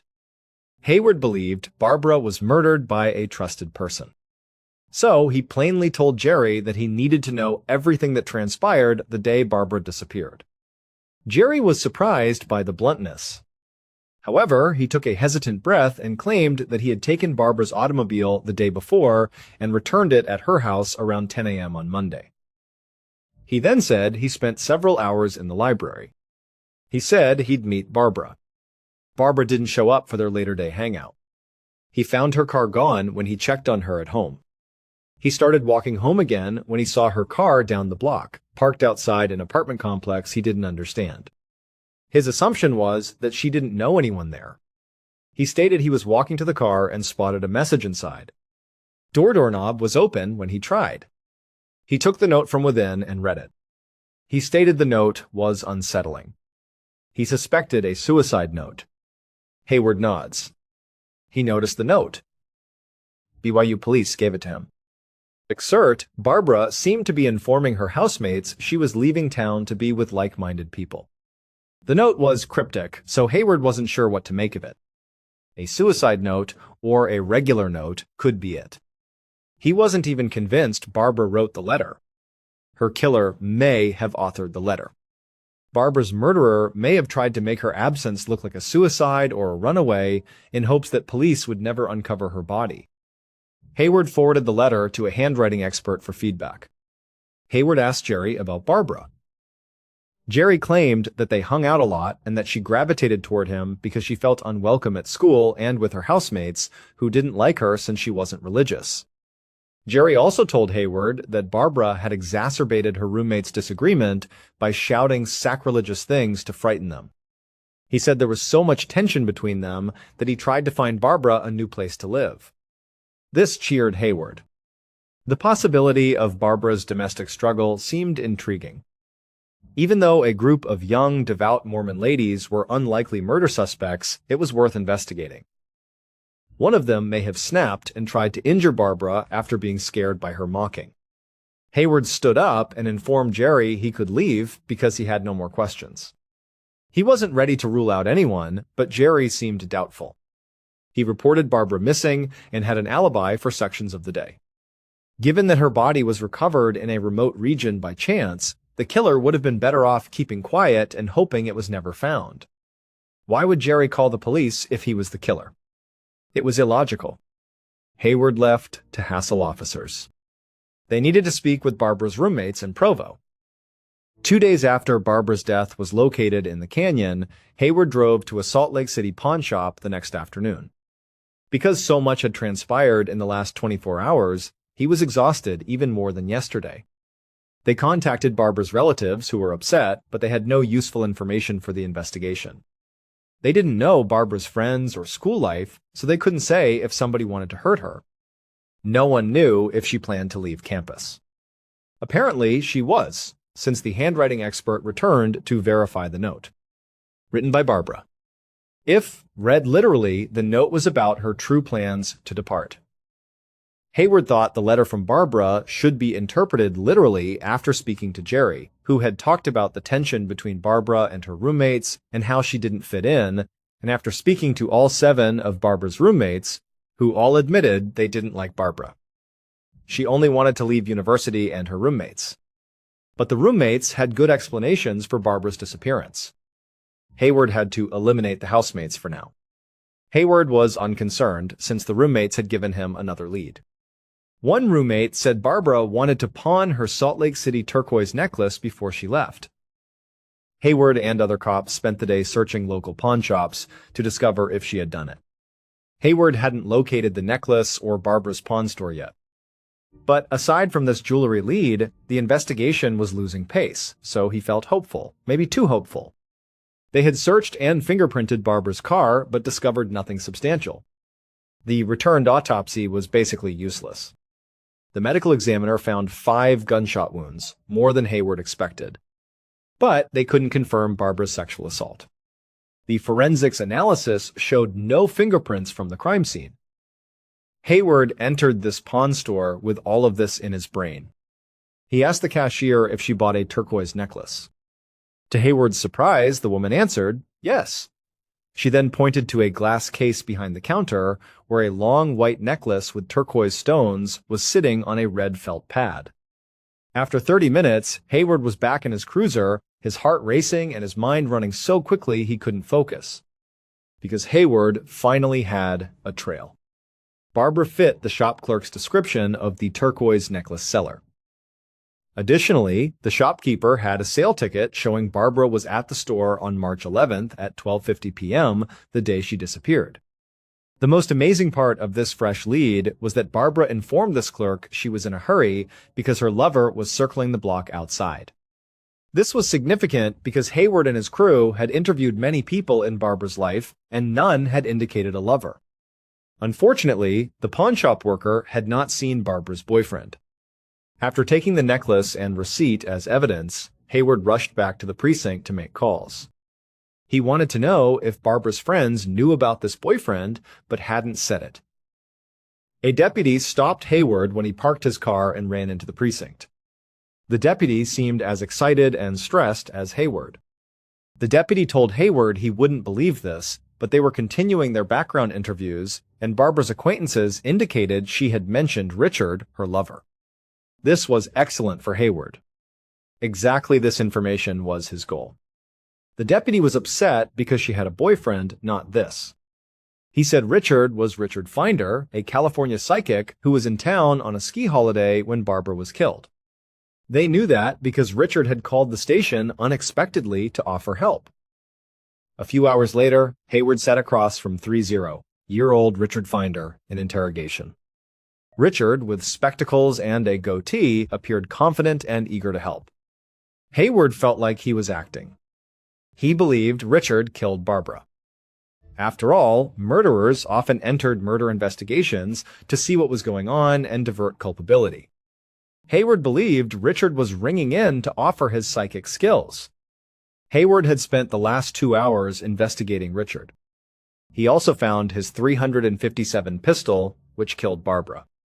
He also discovered that Richard was staying in Salt Lake City near Barbara's body in Big Cottonwood Canyon. Way too many coincidences. Hayward was ready to be brutal with Richard to get a confession. But Hayward answered some background questions first. Richard revealed that Barbara met him after hearing him on the radio.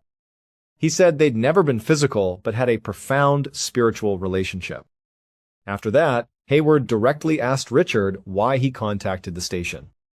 Richard became serious and stated he needed to come forward because he had a sense about Barbara's fate. He said he was a psychic and had a vision that the murder weapon was tossed in water. Hayward couldn't believe his ears.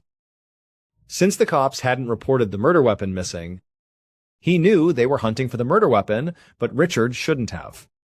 Thus, Hayward did not inquire further regarding his vision.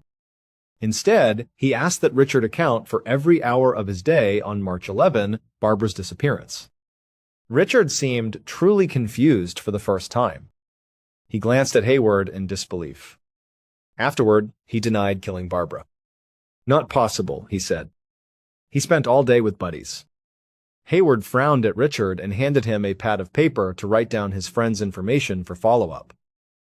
As he watched Richard quickly write down names and numbers, Hayward knew this was their guy.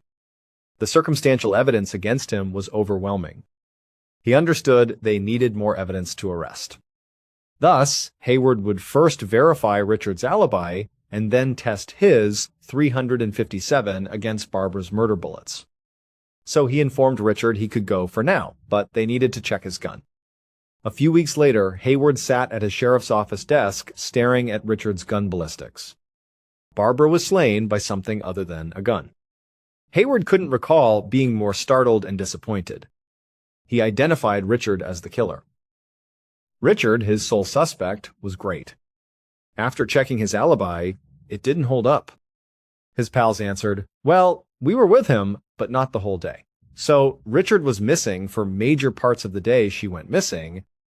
Hayward grumbled and reminded himself that Richard wasn't innocent just because his gun wasn't a match. It's conceivable he used another .357 and then abandoned it. However, Hayward couldn't believe they were starting over. Having done what he could, he felt done. He spoke to necessary parties. After analyzing their proof, he had nothing. Hayward had experience resolving cases and satisfying families. Now he worried he couldn't do it for the Rocky family. Hayward continued investigating this case for months and years, but the leads dwindled. Finally, he was promoted. He soon got involved in additional cases. Finally, Barbara's case stalled. 3 decades after Barbara's death, Salt Lake City Sheriff's Department Detective Todd Park sat on the floor behind his desk in the fall of 2005. Crime scene images, interview transcripts, and evidence logs from Barbara Rocky's 1,974 murder investigation filled his floor. Park, a new homicide detective, took up this case after Barbara's sister called to ask the sheriff's office to reopen it. Park wasn't sure if it was new guy enthusiasm, but he was preoccupied with solving it. He wanted to discover answers for the Rocky family, who had been wondering about Barbara for over 2 decades. Park seemed really optimistic. Even if they hadn't used DNA testing in the first investigation, they couldn't conduct it then. However, the detectives had done a rape kit and carefully stored all the evidence, including Barbara's clothes and the soil under her body. With DNA technology breakthroughs, they could probably address this. Park had sent several evidence locker items to the lab for testing. He reviewed the case data to gain a sense of how it was probed in 1974 while waiting for the results. He found a peculiar case. The murder was initially suspected as being personal. Police considered the possibility that Ted Bundy killed Barbara even though the case was cold. That this wasn't personal and she was one of his many victims. In 1975, 1 year after Barbara's death, Ted Bundy was caught less than an hour from her Salt Lake City home. He had been killing college women across the West Coast, including several in Utah the year Barbara was killed. In the late 1970s, investigators ruled Ted Bundy out since he was conducting a different murder in Washington state at the same time Barbara was killed. Barbara could have been slain by another local serial killer. Because of the number of U.S. killers in 1974, it was called the Year of Fear. Park eventually agreed with the first investigator that Barbara's murder was personal after reading the notes. Even the amount of times Barbara was shot looked emotional. Park thought Barbara's boyfriend, Richard Finder, was the killer. After all, Richard was nearby during the murder. His alibi was non-existent.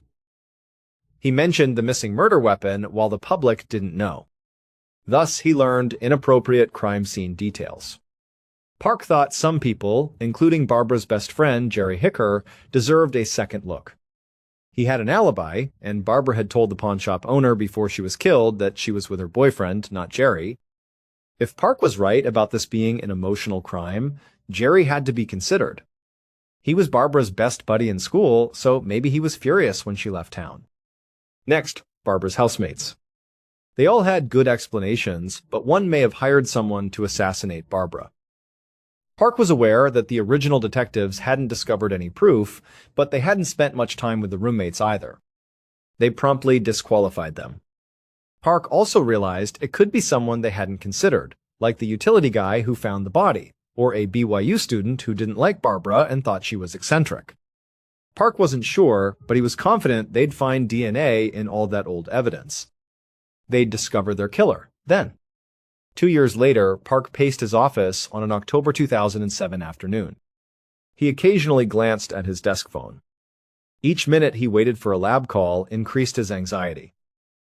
Park's reinvestigation of Barbara's murder had reached a dead end with DNA testing.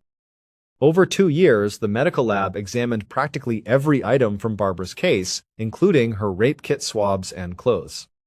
They couldn't acquire DNA from anything. It either didn't exist or was too old and poorly preserved. Nothing was left to test but the dirt the original investigators retrieved from Barbara's body. Park first didn't send in the dirt because he didn't think it had DNA. He now had only this evidence. When the lab called this time, Park knew he'd either learn the killer's name or his case would be ended. Eventually, Park's phone rang.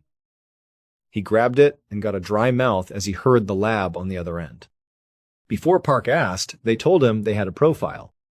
That dirt sample from Barbara's body included DNA years earlier. Park found a name by running that DNA profile through their criminal database. Reconstructed from DNA evidence and decades of investigation, this is what police believe happened to Barbara Rocky on the 11th of March, 1974. The killer saw Barbara's car come up to the sidewalk before noon. The killer jumped inside and smiled at Barbara, who smiled back. As Barbara requested, they drove to the Salt Lake City pawn store. When they arrived, Barbara stepped out of the car and entered. After she entered, the killer took the driver's seat. They would drive the car from then on. Their heart raced as the killer waited for Barbara in the driver's seat.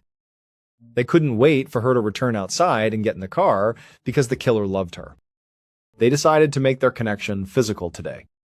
When Barbara returned outside and jumped into the passenger seat after selling her jewelry, the killer joyfully stated, "Hey, there's some trails nearby. Why don't we go for a hike?" Barbara paused, like she didn't want to do this. But the killer knew Barbara was leaving Utah. They knew she wrote a goodbye note and sold the necklace to go permanently. They guilt-tripped her. They said, "Look, let's just go enjoy the beautiful countryside before you leave town." Barbara shrugged and said, "Okay, fine." The killer joyfully went to the canyon and parked near a picnic area. Then they stepped out and started walking toward a trail, and the killer touched the outside of their pocket to make sure the gun they stole from Barbara was still there. They didn't know if they'd use the gun, but they wanted to make sure it was ready. While hiking this trail, the killer and Barbara chatted, made their way up, and enjoyed the sights. But eventually, the killer couldn't wait. They had to act. They stopped Barbara. The killer stepped forward and made their move after checking for others. Their touch on Barbara was plainly amorous. However, Barbara recoiled and stepped back, telling the killer she didn't want it. This enraged the killer immediately. The killer approached her again and saw Barbara's terrified expression, which made them even angrier. After aiming Barbara's gun at her, they urged her to take off her clothes. Barbara was shocked, but she obeyed. She deliberately took her time. She carefully folded each garment while pleading with the killer not to do so. She pleaded with the killer after taking off her clothing and stacking them close to her. Though ashamed and outraged, the killer decided enough was enough. Barbara was shot in the chest. She collapsed. They fired more recklessly until Barbara stopped. The killer panicked and rushed down the trail to Barbara's car once Barbara was dead or dying. They got in and went to Provo and BYU. However, they stopped and left Barbara's pocketbook and revolver. When they arrived in Provo, they parked Barbara's car down the road near that other apartment complex so the killer wouldn't see them. They fled, leaving Barbara's message in the car. Barbara's note were not suicide notes. Her parting note to her roommates was literal. However, the killer thought it was a suicide letter. If they left it there, when they returned and found the letter in the car, they could inform the police Barbara may have killed herself. Hopefully, it would steer the cops away from the killer. Jerry Hicker, Barbara's best friend, killed her. Jerry's cooperation and fact that he reported her missing led the first detectives to not suspect him. After he admitted to violence, they were suspicious. He was involved in other university rapes the year after killing Barbara. They didn't have enough evidence to arrest until decades later when the lab recovered DNA in 1974 crime scene dirt. They matched that profile to Jerry's DNA from another unrelated incident. Jerry killed Barbara with her gun, which he helped her buy to defend herself from killers like him. Jerry was dying of cancer when arrested in 2007. He confessed to Barbara's murder for a lesser sentence and served 5 years. His death occurred in 2014. Many thanks for viewing. Comment your thoughts about today's episode. And remember, you can binge on our true crime playlist right now. Till next time. See you. In 1993, David Lewis was a man who seemed to have it all.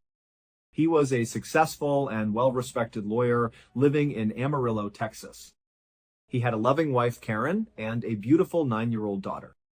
By all accounts, he was a devoted family man, the kind of guy who coached his daughter's sports teams and spent his free time helping out with local charities. His life was stable, predictable, and happy. On January 28th of that year, a Thursday, Karen and their daughter were getting ready for a fun weekend trip. They were heading to Dallas, a few hours away, for a mother-daughter shopping spree. It was something they were both really looking forward to. Normally, David would have tagged along, making a family trip out of it. But this particular weekend was a big one for sports fans. The Super Bowl was on that Sunday, the 31st, and David didn't want to miss it. He was a huge fan and wanted to enjoy the game from the comfort of his own home. So he said his goodbyes, and Karen and their daughter drove off to Dallas, leaving David to have the house to himself for a couple of days. They had their trip, and then on Sunday, after the big game had finished, they made the drive back home to Amarillo. As they pulled into the driveway, they were expecting to walk in and find David either cleaning up some game day snacks or maybe watching the post-game analysis. When they stepped inside, the house was quiet. The first thing Karen noticed was that the TV was still on, tuned to the channel that had just aired the Super Bowl. That wasn't too strange. But David was nowhere to be found. Karen called out his name, but there was no answer. She walked through the familiar rooms of their home, a little confused but not yet worried. She figured maybe he had gotten a last-minute invitation to watch the second half at a friend's house and just hadn't called. She noticed the VCR was still recording. This was classic David. He was known for recording all the major sporting events so he could watch them again later. The fact that the VCR was still running meant he hadn't been the one to turn it off. It was just another small, slightly odd detail. Karen continued her search, calling his name. She went into the kitchen, and that's when things started to feel a little more unsettling. She opened the refrigerator door, maybe looking for a note, or just seeing what was inside. And there, on a shelf, was a plate with 2 freshly made turkey sandwiches. This was a sandwich David made all the time, his go-to snack. But why would he make 2 sandwiches and then just leave them in the fridge, uneaten? It didn't make sense. She closed the fridge door and turned around. On the kitchen counter, she saw something that made her pause. It was David's wedding band and his watch, just sitting there. Now, this was truly strange. A man might forget his wallet, but leaving behind his wedding ring and his watch was different. It felt personal. Still, Karen tried to rationalize it. There were no signs of a break-in. Nothing was stolen or out of place. There was absolutely no evidence of a struggle. The house was exactly as it should be, just without David in it. Her best guess was that he had simply stepped out in a hurry and would be back soon. So, Karen waited up for a while, but as the hours ticked by, she eventually went to bed, telling herself he would surely be there in the morning.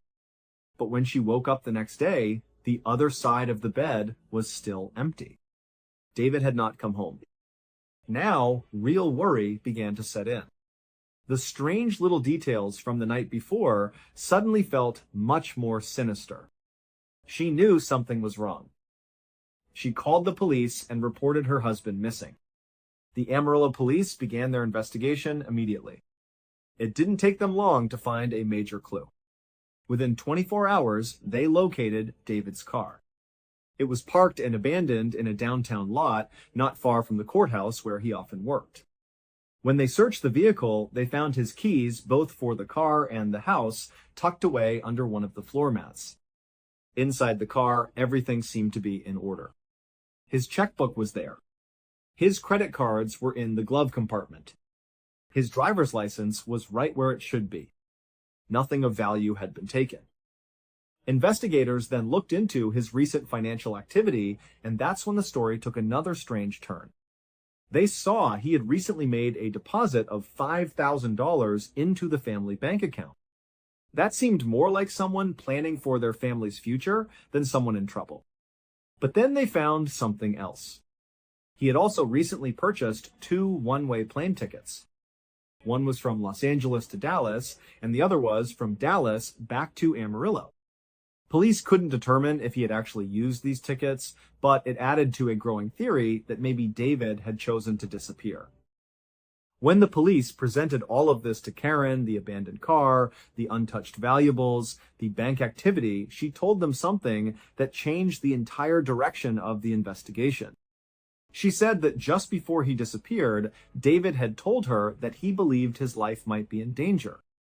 He was scheduled to give a deposition in Dallas later that month. It was for a complicated conflict of interest case involving his old law firm and one of their very wealthy, very powerful clients. According to Karen, David was being heavily pressured by his former colleagues to lie to cover up some of the firm's wrongdoings. But David was an honest man. He had told his family that he was going to tell the absolute truth in his deposition, no matter whose reputation it destroyed. He knew this decision would make him a lot of enemies. He understood that telling the truth put a huge target on his back. This information was a bombshell. The police were certainly intrigued. It painted a picture of a man caught in a dangerous situation, not one who would just walk away from his family. But the problem was, it was just a story. They had no hard evidence to support the idea that someone was actively trying to silence David Lewis. It was a compelling theory, but without proof, it was just that, a theory. For the next 11 months, investigators followed every lead they could find. They interviewed his former colleagues. They looked into the wealthy client from the lawsuit, but they found nothing. No new information surfaced. There were no sightings of David. He never called home. He never used his credit cards or his social security number. He had, for all intents and purposes, vanished from the face of the earth. After nearly a year with no progress, the police officially decided to close the case. The official conclusion was that David Lewis had left of his own accord. They ruled out foul play. For David's family, this was a devastating blow. They had to try and accept the unacceptable, that David was gone, and they would likely never know what truly happened to him. The years passed, and the mystery of his disappearance remained a painful, open wound. Then, in 2004, 11 years after David vanished, something incredible happened. A state trooper in Washington State was sitting at his computer browsing the internet. He had an interest in unsolved mysteries and was looking through old cold cases. He clicked on a page and a picture of David Lewis popped up on his screen. The trooper stared at the photo. He felt an immediate jolt of recognition. The face looked exactly like an unidentified victim from a hit-and-run case he had worked on way back in 1993. His heart pounding, he pulled up the old case file. The details matched up in a chilling way. The John Doe victim had been struck by a vehicle and killed just one day after David Lewis was reported missing in Texas. The man had been found on the side of Highway 24 inches, rural Washington State, a staggering 1,600 miles away from Amarillo. When he was found, this John Doe was dressed from head to toe in military-style clothing. He had no wallet, no identification, and no luggage or bags of any kind. He was just walking aimlessly down the side of a remote highway. Despite the immense distance and the strange circumstances, the trooper felt a growing certainty that this was David. But as he looked back at the picture of David Lewis, he noticed David was wearing glasses. He tried to remember if the John Doe from 1993 had been wearing glasses, and he didn't think so. It was a small detail, but it could be the one that proved him wrong. Just to be sure, he checked the evidence log, the list of personal belongings found on the body, And there it was. The John Doe did have a pair of glasses on him. And when he saw the description, it was a perfect match to the exact same kind of glasses David was wearing in his photo. It wasn't long before DNA testing was done, and the results came back as a definitive match. The John Doe from Washington was, without a doubt, David Lewis. After 11 long years, the mystery of where David went was finally solved. But it only opened up an even bigger, more disturbing mystery. Why? Why would David travel 1,600 miles to Washington, a state where he had no friends, no family, and no connections whatsoever? If he was the one who hit the record button on his VCR on Super Bowl night, that meant he had less than 24 hours to get from Amarillo, Texas, to that remote highway in Washington. He did it without his car, without his credit cards, and seemingly without any luggage. Where did the military clothing come from? Did he buy it? Or did someone make him wear it? What was he doing walking down that highway in the middle of nowhere? David's family has always believed that he was a victim of foul play. They believe his own words to his wife that his life was in danger because of the testimony he was about to give. They believe someone abducted him from his home, drove him across the country, and killed him, staging it to look like a random accident. But officially, the case remains closed. The police maintain that David Lewis left his home voluntarily, and his death on that lonely highway was nothing more than a tragic accident. In the year 2000, Mary Lou Morris was a 48-year-old woman living a quiet life in Houston, Texas.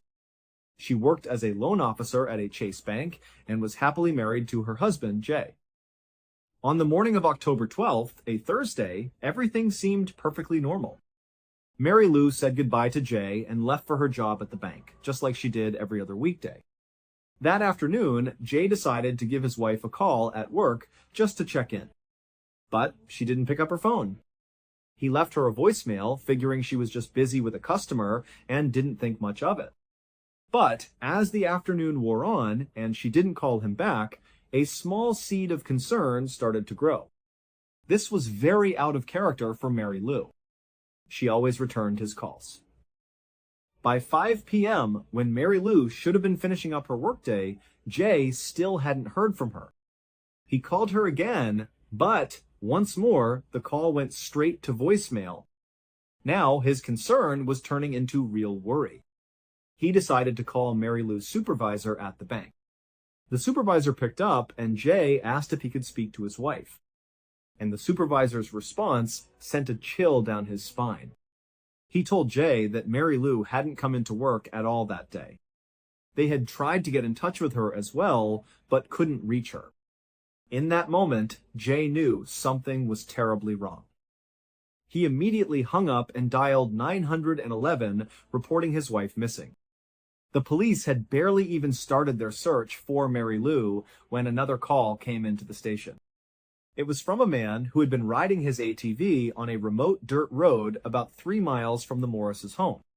He told the dispatcher that he had just stumbled upon a smoldering, burnt-out car, and he could see what looked like a body in the driver's seat. It turned out that the fire department had actually received a call earlier that day, around 10 inches the morning, about smoke being seen in that same area. But at the time, they had assumed it was just a controlled burn on someone's property, so they didn't send a unit out to investigate. When police and emergency services arrived at the scene, they found the car was completely destroyed by the fire. The body inside was so badly burned that it was impossible to visually identify who it was. Investigators carefully sifted through the wreckage, and they were able to find a small tooth fragment. They sent it off for testing, and soon their worst fears were confirmed. Dental records proved that the victim was indeed Mary Lou Morris. It was immediately clear to investigators that this was no accident. This was a homicide. They found evidence that gasoline had been poured all over Mary Lou and all over the interior of the car before it was set ablaze. It seemed the killer had tried to stage the scene, perhaps to make it look like a suicide or a tragic car fire. But because of the intense damage from the fire, the medical examiner couldn't determine an exact cause of death. They didn't know if Mary Lou was already deceased when she was placed in the car, or if the fire itself was what killed her.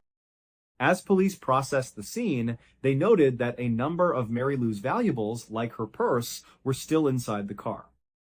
But one very important item was missing. Her wedding ring was not on her finger. The news of Mary Lou's brutal murder shocked her family and the entire community. She was known as a kind, gentle person who didn't have a single enemy in the world. No one could understand why anyone would want to hurt her. The day after her body was found, the case took another bizarre turn. A local Houston newspaper received a phone call from an anonymous man. All he said was, Mary Lou's death was an accident. The reporter on the line tried to press him for more information, asking who he was and what he meant, but the man simply hung up. The call was untraceable. At the exact same time this tragedy was unfolding for the Morris family, a completely separate drama was playing out for another woman in Houston. Her name, coincidentally, was also Mary Morris.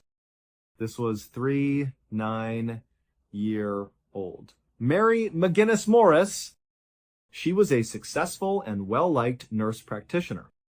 She generally got along with everyone at the clinic where she worked, with one notable exception. A new male nurse, a man named Dwayne Young, had recently started working there, and he was making her feel extremely uncomfortable. He seemed to have a problem with her for no apparent reason. One day, Mary McGinnis returned to her desk after seeing a patient and found something deeply disturbing. All of the framed photos of her family that she kept on her desk had been turned face down. And in the very center of her desk was a small piece of paper with 3 words written on it, death to her. She knew in her gut that it had to be Dwayne. But she had no proof. That night, she went home and told her husband Mike about what had happened. She told him about Dwayne and the note, and she said, I don't feel safe at work anymore. Can you teach me how to shoot a gun? Mike agreed. He took her to a range and taught her how to handle a firearm safely. He then bought her a small pistol, which she started keeping tucked under the driver's seat of her car, just in case. On October 16th, 4 days after Mary Lou Morris's body was found, and 3 days after that strange anonymous call to the newspaper, Mary McGinnis Morris finished her shift at the clinic and stopped at a drugstore on her way home. As soon as she walked inside, she noticed a man on the other side of the store who seemed to be watching her every move. She felt a wave of fear and immediately pulled out her cell phone and called her best friend, Lori. She described the strange man to Lori and asked what she should do. Lori told her to just wait, to pretend to shop until the man left the store. But the man didn't leave. He just stayed there, lingering in an aisle, staring at her. Finally, Mary McGinnis decided she couldn't wait any longer. She told Lori, you know what, I'm just going to pay for my stuff and get out of here. I have to make a quick stop by the office, but I'll be home in just a few minutes. I'll be fine. She hung up the phone, walked to the register, bought her items, and left the store. Just 12 minutes later, a frantic 911 call came in. It was Mary McGinnis Morris. The dispatcher could hear the sheer terror in her voice as she screamed that someone was trying to kill her. The contents of that 911 call have never been made public, reportedly because on the recording, you can actually hear the moment she is attacked. Later that night, Mary McGinnis was found in her car. She was deceased. She had a single gunshot wound to the head. It was clear from her terrified 911 call that this was a homicide. But just like with the first Mary Morris, her killer had attempted to stage the scene to look like a suicide. The murder weapon, which was her own pistol that she kept under her seat, had been carefully placed on the seat next to her hand. None of her valuables had been stolen from the car. But, just like Mary Lou Morris, her wedding ring was missing from her finger. After the murder of the second Mary Morris, police and the public began to speculate that these two cases had to be connected. It was just too much of a coincidence. Two women, sharing the same name, living in the same city, murdered within days of each other. In both cases, the crime scenes were staged to look self-inflicted.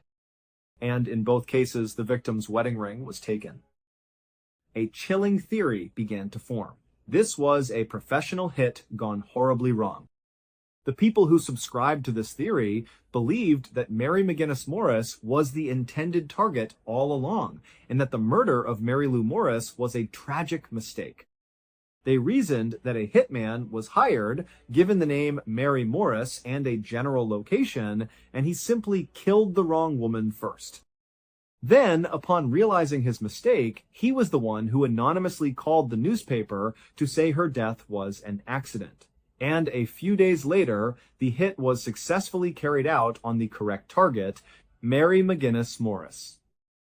The detail about the missing wedding rings supported this theory, as it's reportedly a common practice for hitmen to take a personal item like that to prove to their client that the job is done. Police took this theory very seriously and began looking into who might want Mary McGinnis Morris dead. Their attention quickly turned to her husband, Mike. They discovered that he had recently accused her of having an affair and was said to be extremely angry about it. He also behaved suspiciously after her murder, refusing to take a polygraph test and not allowing the police to interview his daughter. And then there was the motive. Mary McGinnis had a $700,000 life insurance policy, and Mike was the sole beneficiary. It seemed like a classic case of a husband hiring a hitman to kill his wife. But when investigators dug deeper, they couldn't find a single piece of evidence that tied Mike to either his wife's murder or the murder of Mary Lou Morris. As for her creepy coworker, Dwayne Young, who wrote the death to her note, police determined that while he clearly disliked her, he was not involved in her death. And so, both of these incredibly strange and tragic cases went cold. To this day, no one has ever been arrested or charged in either murder. In 1996, Blair Adams was a 31-year-old man living in Surrey, a suburb of Vancouver in British Columbia, Canada. In his past, he had some struggles with alcoholism and substance abuse, but for the last 2 years, he had completely turned his life around. He was clean, sober, and had landed a great job as a foreman for a local construction company. He was known as a friendly, cheerful guy who was easy to get along with and had no known enemies. But in the summer of that year, something changed in Blair. He started exhibiting strange and uncharacteristic mood swings. His mother would later describe them as being frequent and wild. In just a matter of weeks, the calm, relaxed, and friendly man she knew transformed into someone who was constantly panicked and on edge. He was always looking over his shoulder as if he expected someone to be following him. The stress was so intense that he couldn't sleep at night. He began telling his friends and coworkers that he was convinced someone was trying to kill him. They were concerned, telling him that he wasn't okay and that he really needed to see a doctor. When his mother confronted him about his increasingly erratic and paranoid behavior, he was secretive. He told her, "Mom, I really shouldn't tell you about it." She pressed him, asking, "What's it?" But he just shook his head and said, "I can't say anything else." And that was all she could ever get out of him. Blair's strange behavior reached a crisis point on Friday, July 5th. He went to his bank and withdrew his entire life savings in cash, a total of $6,000. He then went to his safety deposit box and emptied it as well. It contained thousands of dollars worth of gold, platinum, and expensive jewelry. It was the kind of thing someone does when they're planning to run. 2 days later, on Sunday, he got in his car and drove 30 minutes to the U.S. Canada border. He attempted to cross into the United States, but he was turned away. To the border guards, he was a collection of red flags. A single man traveling alone, carrying a large amount of cash and valuables, and acting extremely nervous. He fit the profile of a drug trafficker, and they denied him entry. Frustrated, Blair drove back home. The next day, Monday, he showed up at his construction site and walked straight into his boss's office. He abruptly announced that he was quitting, effective immediately. He didn't even bother to pick up his final paycheck. He just turned around and walked away. From the construction site, he went directly to the airport. There, he walked up to a ticket counter and purchased a round-trip ticket to Frankfurt, Germany for $1,600. No one knows for sure why he wanted to go to Germany, but he had worked there briefly the year before. His flight was scheduled to depart the following day, on Tuesday. But as soon as he bought the ticket, Blair seemed to change his mind again. He suddenly decided he needed to try and get into the United States one more time. He rushed from the airport to a female friend's house. When she opened the door, she was shocked by his appearance. He looked completely disheveled and terrified. He told her, "Someone's trying to kill me. I need your help. Can you drive me across the border? They just rejected me a couple of days ago. You have kids. It'll look more convincing if I'm with a family." His friend was seriously spooked by his frantic behavior and told him she couldn't help. So Blair went home and hid out for the rest of the day. The next morning, Tuesday, he went back to the airport. But instead of getting on his flight to Frankfurt, he went to the ticket counter and asked for a refund. He told the agent that the person he was supposed to meet in Germany had gotten sick, so he couldn't go. The only person this could have been was a woman he had a brief fling with while working there the year before. But later, when investigators spoke to this German woman, she told them she hadn't been in touch with Blair at all and was definitely not expecting him to visit. After getting his refund, Blair left the airport and went to a car rental agency where he rented a Nissan Altima. He immediately drove back to the U.S. Canada border, and this time, for whatever reason, he was allowed to cross. He drove south to Seattle, Washington, went straight to the airport there, and simply abandoned his rental car in the middle of a parking lot. He then went inside and bought a one-way ticket to Washington, D.C. The ticket cost him $770. He could have bought a round-trip ticket for about half that price, but he specifically chose the more expensive one-way option. He boarded the plane that night, and by Wednesday morning, he was on the other side of the country in Washington, D.C. As soon as he got off the plane, he rented another car, this time a Toyota Camry, and started driving again. He drove 500 miles southwest to Knoxville, Tennessee. Blair wasn't seen in Knoxville until around 5:30 that evening when he pulled into a gas station. He told the attendant that he was having trouble with his car. The attendant came out to take a look, and he immediately figured out the problem. Blair was trying to start his Toyota Camry with the key to the Nissan Altima he had abandoned in Seattle. The attendant pointed this out, but Blair, clearly confused, held up the key and insisted, "No, this is the one I was using." The attendant pointed to the Nissan logo on the key. Together, they searched the car inside and out, looking for the missing Toyota key, but it was nowhere to be found. Blair tried calling the rental company, but their office was already closed for the day. The gas station attendant told him there was nothing more he could do and that they would have to tow the car. But he offered to give Blair a ride to a nearby hotel. Blair accepted. Just after 6 p.m. that night, Blair walked through the front doors of a Fairfield Inn. Hotel security footage captured what happened next. He walked in, stood in the lobby for a moment, then turned around and walked right back out. A few minutes later, he walked in again, and then walked out again. He did this over and over 5 separate times over the course of an hour. Finally, he approached the front desk and asked for a room. The front desk clerk later told police that Blair seemed completely paranoid. He was constantly looking over his shoulder and was visibly on edge the entire time. She gave him his room key, he paid in cash, and then instead of going up to his room, he turned around, walked out the front door one last time, and never came back. The next morning, 2 construction workers arrived at their job site, which was located in a vacant lot directly across the street from the Fairfield Inn. As they started their day, they discovered a body. It was Blair Adams. He was lying on the ground, and strangely, he was missing his shoes, his socks, and his pants. He had several scratches on his hands and face, but none of the injuries were life-threatening. Scattered on the ground all around his body was $4,000 in a mix of American, Canadian, and German currency. His fanny pack, full of all the expensive gold and jewelry from his safety deposit box, was also lying nearby. A black duffel bag containing maps and travel receipts was on the ground. And also, lying in the dirt, was the missing key to the Toyota Camry.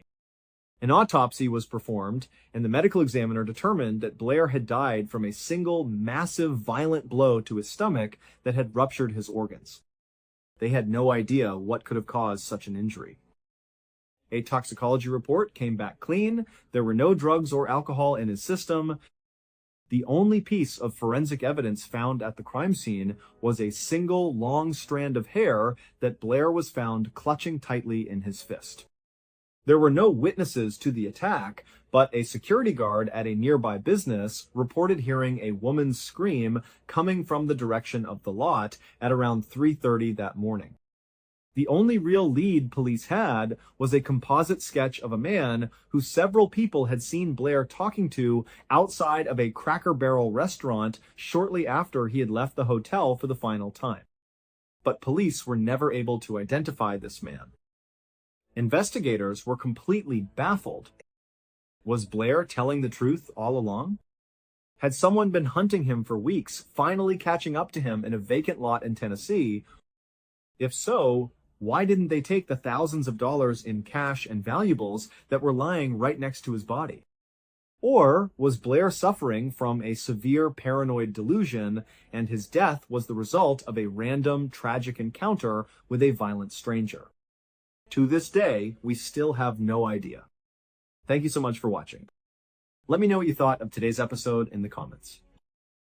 And remember, we have a whole playlist of true crime episodes ready for you to binge right now. Until next time, see ya. A relaxed pace of life may be found in the little town of Osborne, Idaho, in the state of Idaho.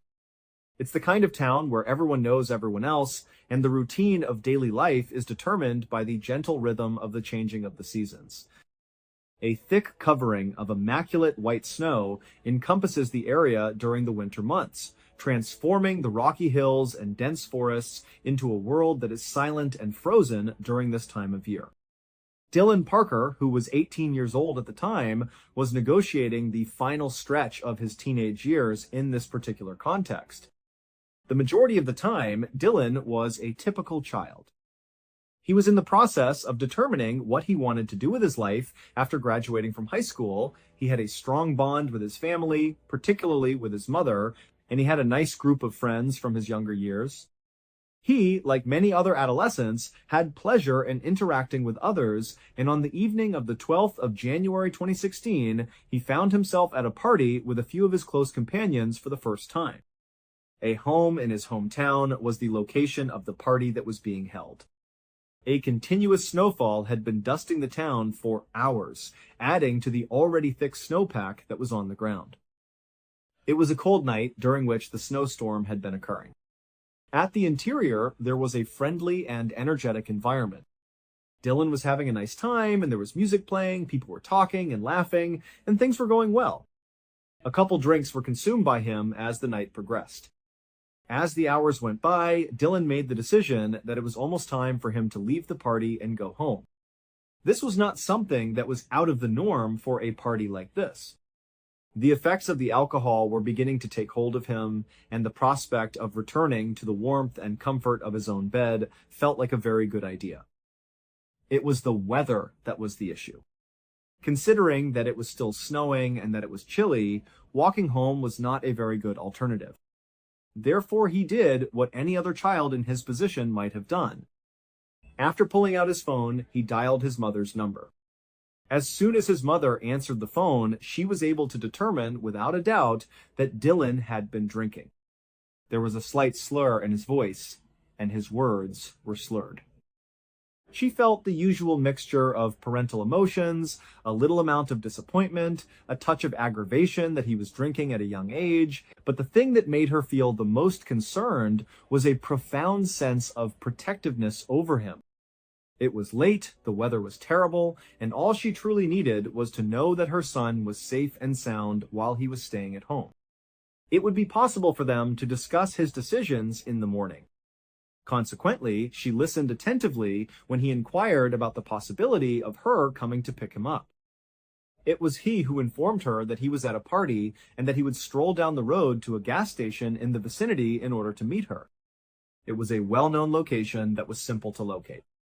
There was no uncertainty in her agreement. She informed him that she was on her way and that he should wait for her at the location she was going to be. Immediately following the conclusion of the call, Dylan's mother retrieved her keys and her coat before departing into the chilly night. As the snow continued to fall, the roads became difficult to navigate and visibility was somewhat diminished. While she was driving, she kept her mind focused on her son.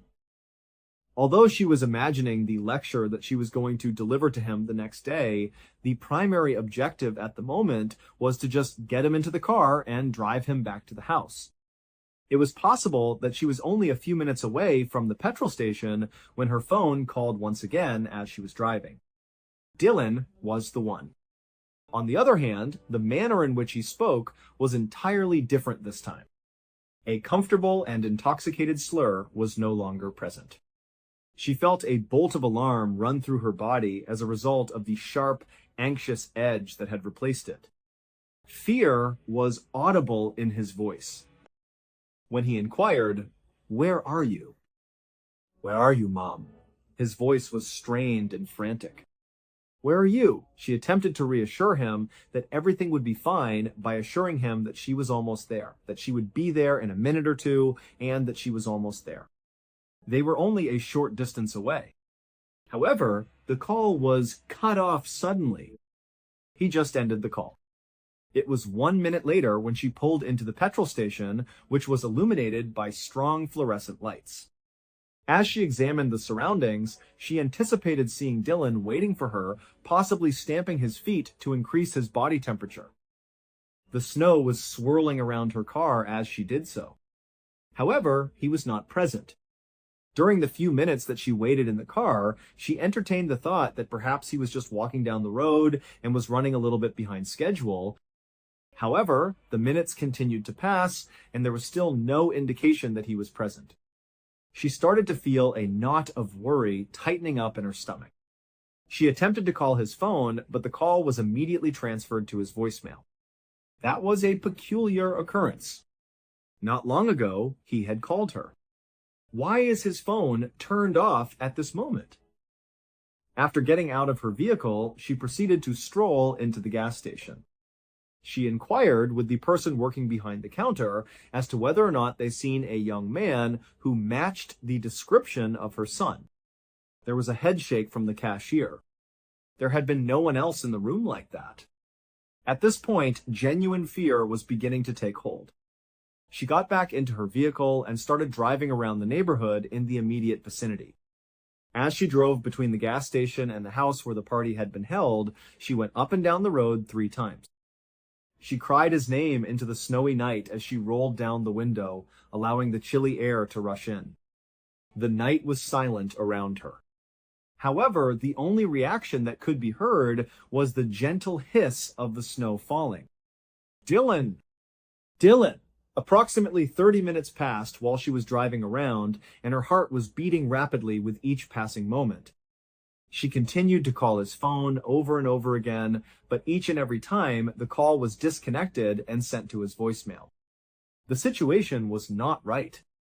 This was not typical of him. That frantic phone call kept playing over and over in her head. Something had transpired in his life during the brief interval of time that elapsed between the initial call he made to her and the subsequent call he made to her. She was absolutely confident that she required assistance, and the realization gave her a chill down to her bones. She halted her vehicle, her hands shaking, and then she dialed the number for the police. The data were taken down by the police from Dylan's mother, who was in a state of panic when they arrived. The young man, who was 18 years old, went to a party, had a few drinks, and then called for a ride, and now he is missing. In a circumstance such as this one, the first notion that comes to mind is frequently that the individual is not in any real danger. Perhaps he became disoriented as a result of the booze and made the decision to stroll to the residence of a different acquaintance. Perhaps his phone had a malfunction and he had to find a place to rest for the night nonetheless. However, there was not an immediate feeling of a significant crisis, despite the fact that the police had informed his mother that they would seek for him. Once they arrived, their first destination was the residence where the party had been held. They entered the building and immediately began conversing with the children who were still present. Specifically, they inquired about Dylan. What was the most recent time that they visited him? What kind of temper did he have? Is he going to tell you where he is going? Every single one of the responses was similar.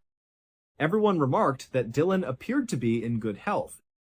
His disposition was upbeat, and he was simply hanging out with the other people. Towards the end of the night, he merely stated that his mother was on her way to pick him up at the gas station.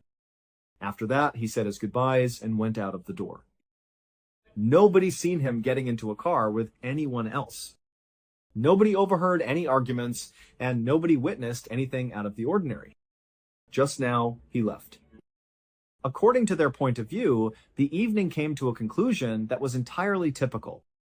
After expressing their gratitude, the law enforcement officers returned to the outdoors. The search of the area was initiated by them. The route that led from the party home to the gas station was investigated by them.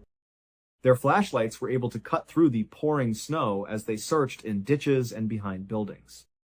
And still, they discovered nothing. There is no trace of Dylan. They did not find any discarded jackets or footprints that they could positively identify as belonging to him. While the hours went into days, the search for Dylan Parker became more and more intensified. As time went by, the initial hypothesis that he had simply wandered out and would return with a slight hangover began to lose its validity, and it was gradually replaced with a rising concern for his well-being. A bigger number of search parties were formed by the local police enforcement. Many others, including friends, relatives, and members of the community, came out to lend a hand, dressed in heavy clothing, to protect themselves from the bitter cold of the Idaho winter. Across the entirety of Osborne, they dispersed themselves and searched in fields, neighborhoods, and wooded regions. They concentrated on the path that he ought to have followed, which was from the party house to the gas station, and then expanded their search grid in a more general direction from there. However, the snow proved a significant hindrance. Because of the severe snowstorm that occurred on the night that he vanished, any possible trails or evidence had been covered up, and the environment remained frozen solid due to the cold temperatures. It was like trying to find a needle in a huge haystack that was completely white. The family of Dylan found themselves in a state of suspended pain for a period of 10 agonizing days. They jumped with excitement at every phone call, hoping that there was some kind of news. Every time someone knocked on the door, a new wave of anxiousness was triggered. The flyers for the missing person were distributed across the entire town, with the image of Dylan's happy smile appearing on community notice boards and telephone poles. The town of Osborne came together in support of them, but in spite of all the efforts that were made, there was unquestionably nothing. At that moment, it appeared as though Dylan Parker had simply disappeared into the chilly winter air. The police had no leads to follow. Even though they had investigated his phone records, the most recent action that had occurred was that frantic call to his mother. Immediately after that, the phone was either turned off or the battery died in some way. The digital trace could not be followed in any way. After 10 days had passed since Dylan had vanished, the investigation suddenly took a tragic and unexpected turn. Police officers or search teams were not the ones who made the find. It was a complete and utter coincidence.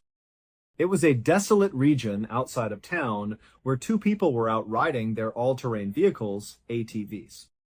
As they navigated the treacherous and icy terrain, they were having a good time when they experienced a collision. Although it was not a serious incident, they made the decision to leave their damaged ATVs there and come back for them in the morning. This was because it was late in the evening. They went back to the location the following day when the sun was shining brightly in order to return and reclaim their automobiles. And at that moment, they came across something that caused them to come to a complete and utter halt. There was a body that was lying in a dense stretch of forest high up on a hill, partially covered in snow. As soon as they could, they contacted the authorities. It was determined that Dylan Parker was the deceased individual when the police arrived and recognized the body. The worst concerns that his family had had just come true. As the initial wave of shock and grief went over everyone, however, the detectives who were present at the site started to discover that something was extremely, extremely wrong. The very location was the first significant warning sign that was raised. It was a long way from where anyone had been looking when Dylan was discovered. In order for him to arrive to this location, he would have needed to walk in the opposite direction of the petrol station where he was meant to meet his mother. The petrol station was located in the middle of the town, close to the roadways, the lights, and the heart of the community. Away from all of that was the location where he was discovered. It would have been necessary for him to walk uphill away from the town and into the woods where it would have been dark. In no way did it make any sense at all.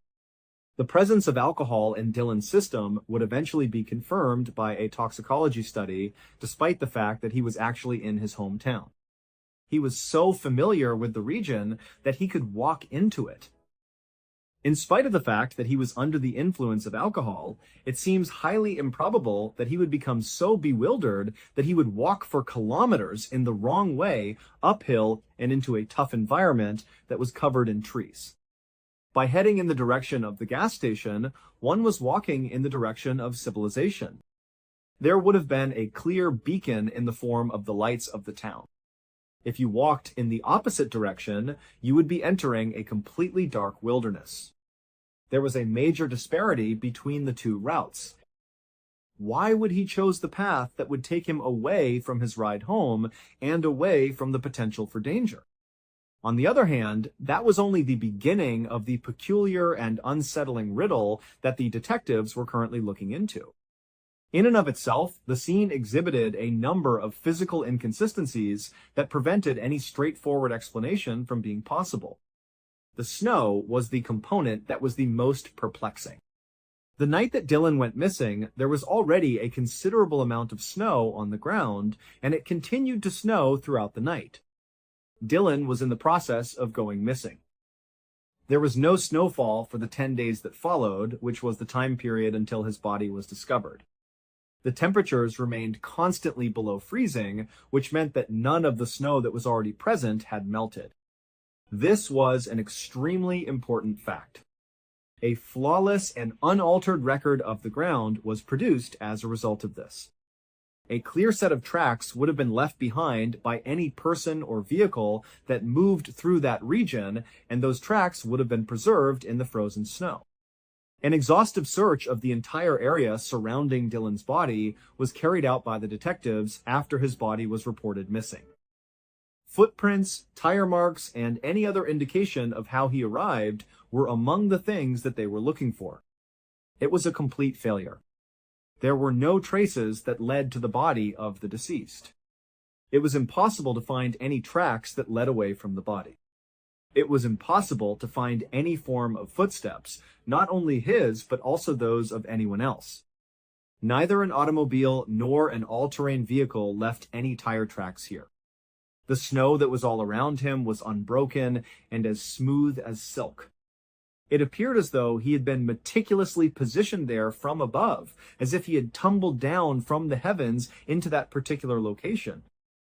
This revelation was the single most important factor in disproving the idea that he had strayed off and became disoriented. In the event that he had walked there, there would have been a lengthy and distinct path of his own footsteps flowing up the hill and into the woodland underneath. Neither of these trails existed. Without a doubt, it was physically impossible. Given this information, it was likely that he had been brought to that area by means of another method. If so, how? In this case, a vehicle would have left tracks. There would have been a clear path left behind, even by a snowmobile. In contrast, there was nothing. Simply by virtue of this circumstance, the investigation was transformed from a possible accident into a death that was subject to intense suspicion. As the detectives continued their search, the more peculiar these circumstances appeared. Dylan was discovered without his pants and without his boots, which was yet another piece of information that was really unsettling about the scene.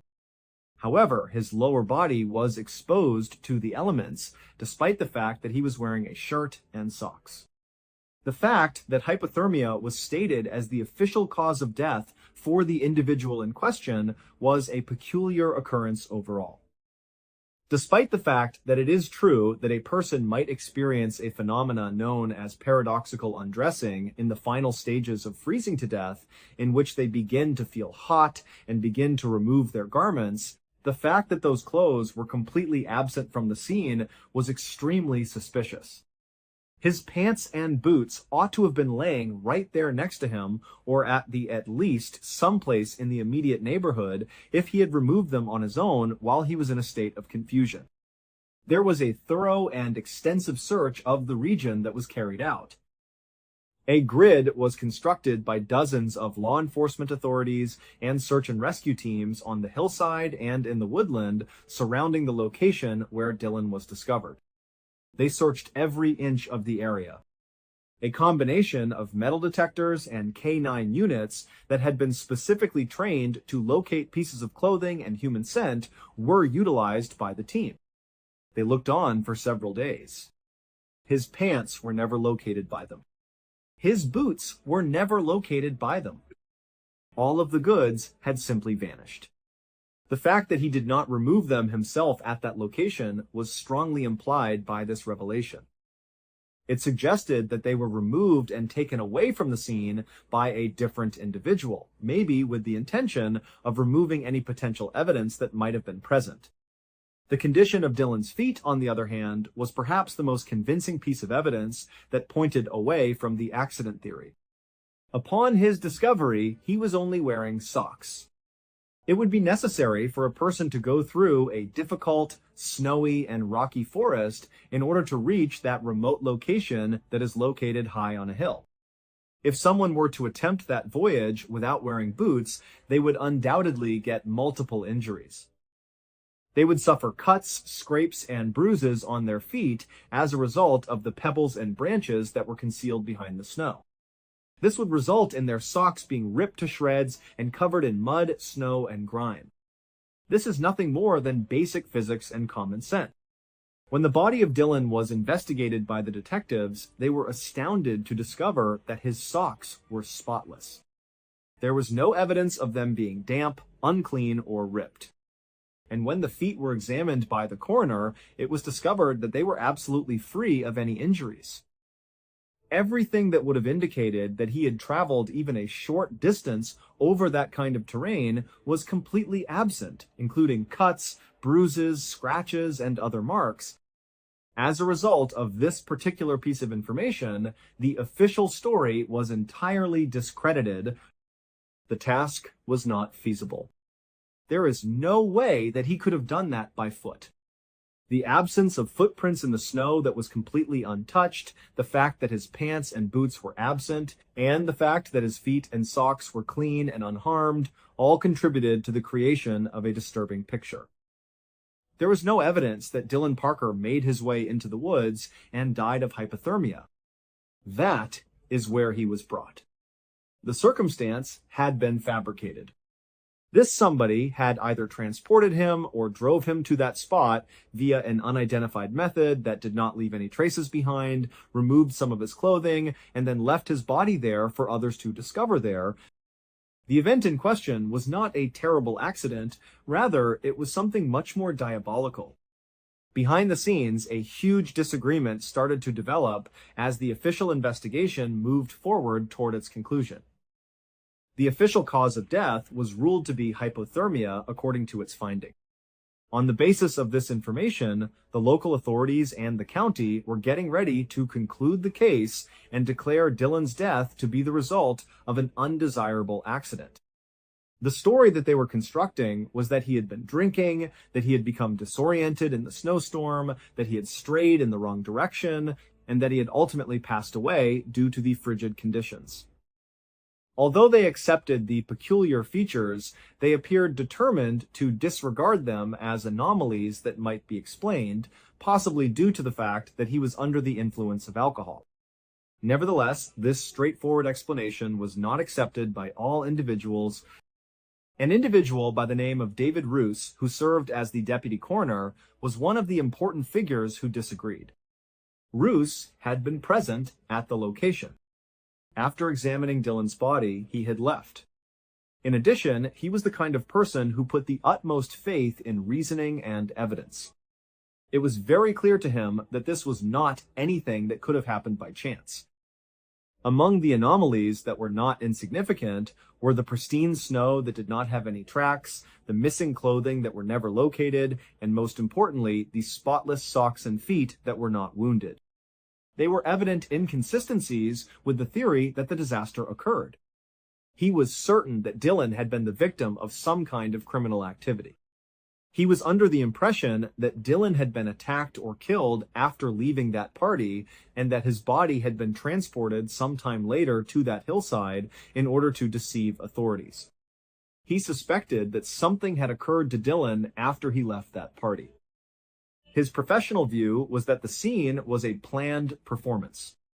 David Roos became somewhat outspoken in his expression of his worries. His findings were reported to his superiors, and he urged that the case ought to be treated as a possible homicide. He also had conversations with the investigators who were leading the investigation. He was of the opinion that it would be a grave injustice to Dylan and his family to just assume that it was an accident. That whoever was genuinely responsible for his death would be able to get away with it was the implication of this. However, his arguments were not taken seriously by anyone. Those in charge of the local government were resolute in their conclusion. In a public announcement, they stated that Dylan Parker's death was the result of an accident and that there was no evidence to suggest that he was murdered. They were formally putting an end to the investigation. David Roos was utterly appalled by this decision. His impression was that the authorities were disregarding physical evidence that could not be refuted. Instead of letting it go, he made the decision to voice his concerns to the general public. In his statement to the media, he detailed the various contradictions that were present at the site and expressed his unwavering conviction that Dylan had been the victim of an assault. He anticipated that by drawing the attention of the public to the issue, he would be able to exert pressure on the county to restart the inquiry and take a serious look at the potential of homicide. In his defense of what he considered to be the truth, he was fighting. However, the response that he received from the county was not what he had hoped for. In lieu of conducting a fresh investigation into the matter, they focused their attention on him. David Roos was terminated from his post as deputy coroner by the county shortly after he made his disagreement with the current administration public.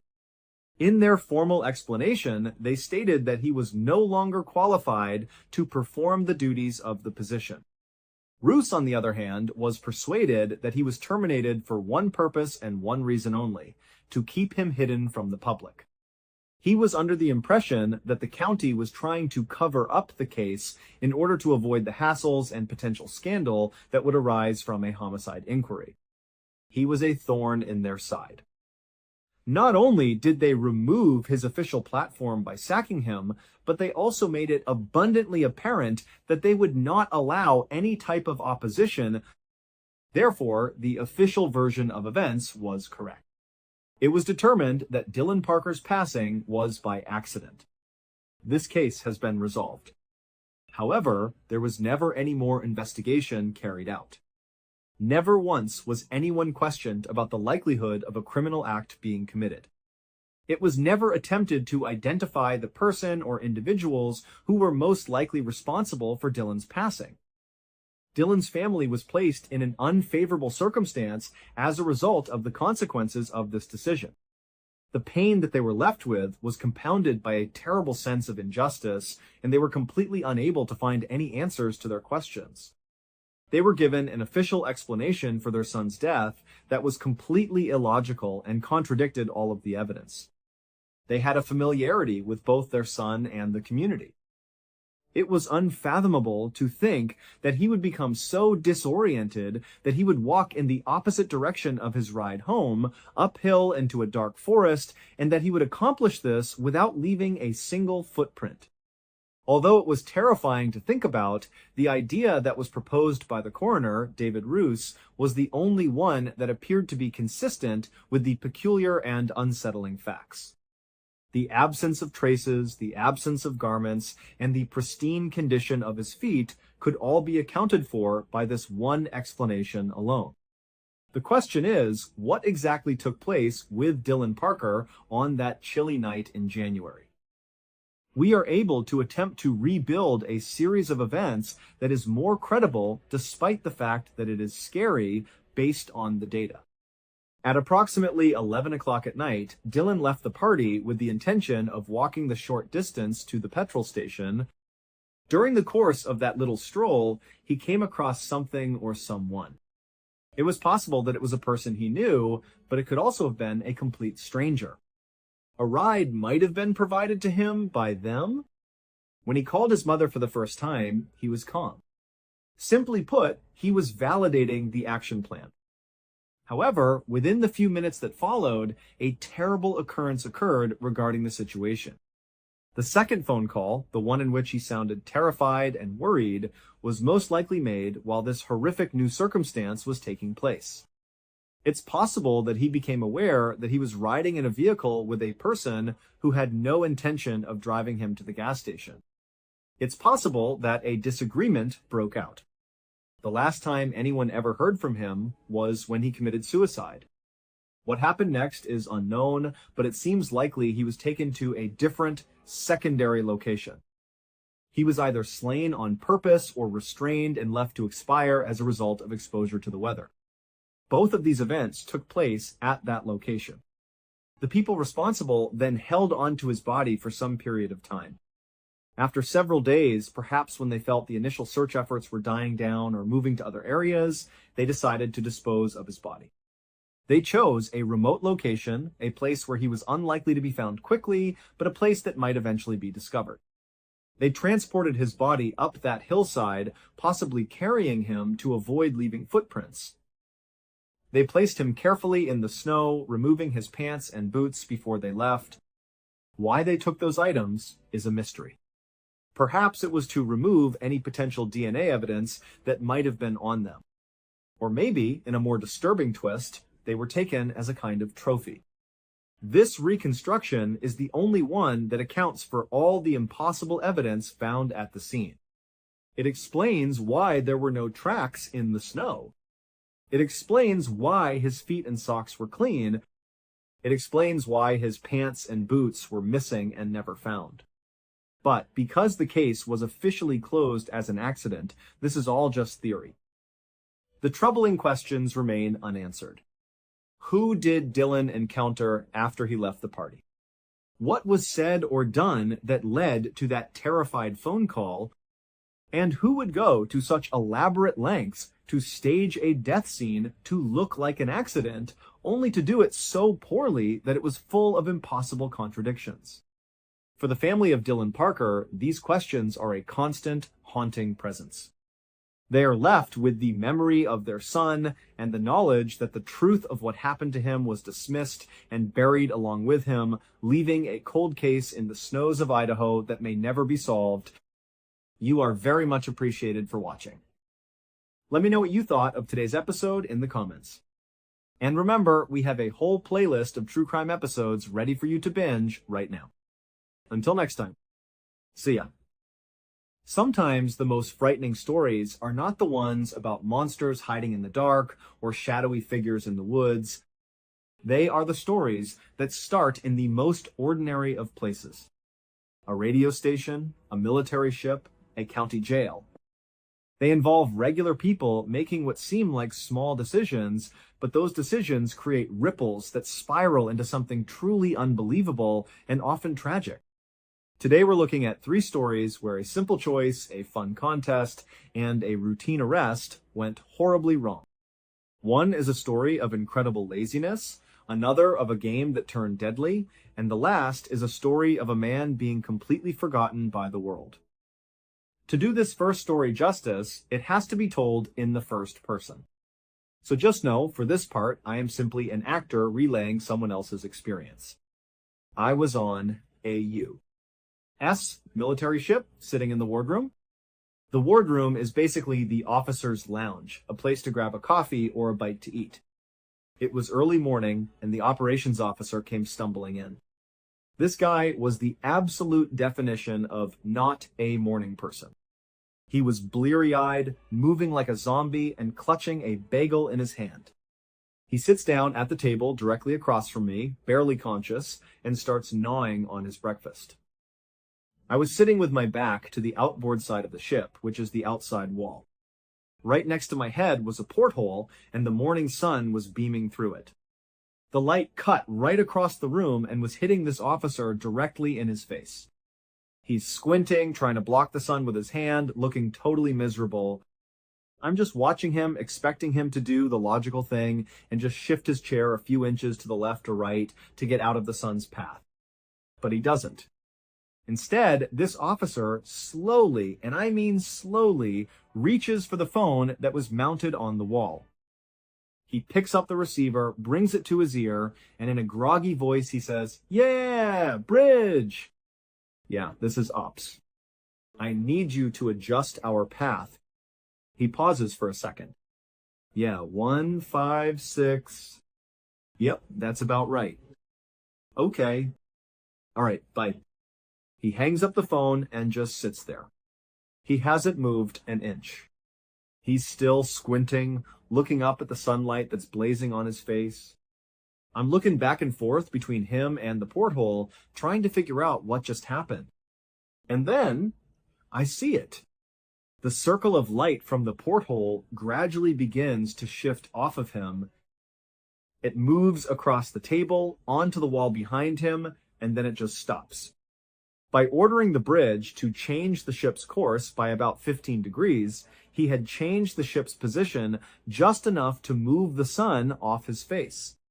He literally redirected thousands of tons of steel and a crew of hundreds of people just because he was too lazy to move his chair. I was in total awe. I couldn't believe what I had just witnessed. For a second, I worried that the sheer, unbelievable brilliance of this move was lost on him in his tired state. But then, as I'm just staring at him, he takes a bite of his bagel, looks up at me, and gives me a little smile before going right back to his breakfast. In November of 2006, Nintendo released a brand new gaming console. It was called the Wii, and it was an absolute sensation. It was so popular that it sold out almost completely right away.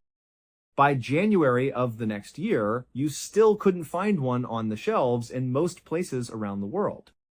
People were going crazy, spending unbelievable amounts of money online just to get their hands on one. A radio station in Sacramento, California called KDND managed to get a hold of one of these coveted systems. They decided they would give it away as a prize in an on-air contest. The contest had a catchy, if a bit silly, name. It was called Hold Your Wii for a Wii. The premise was simple.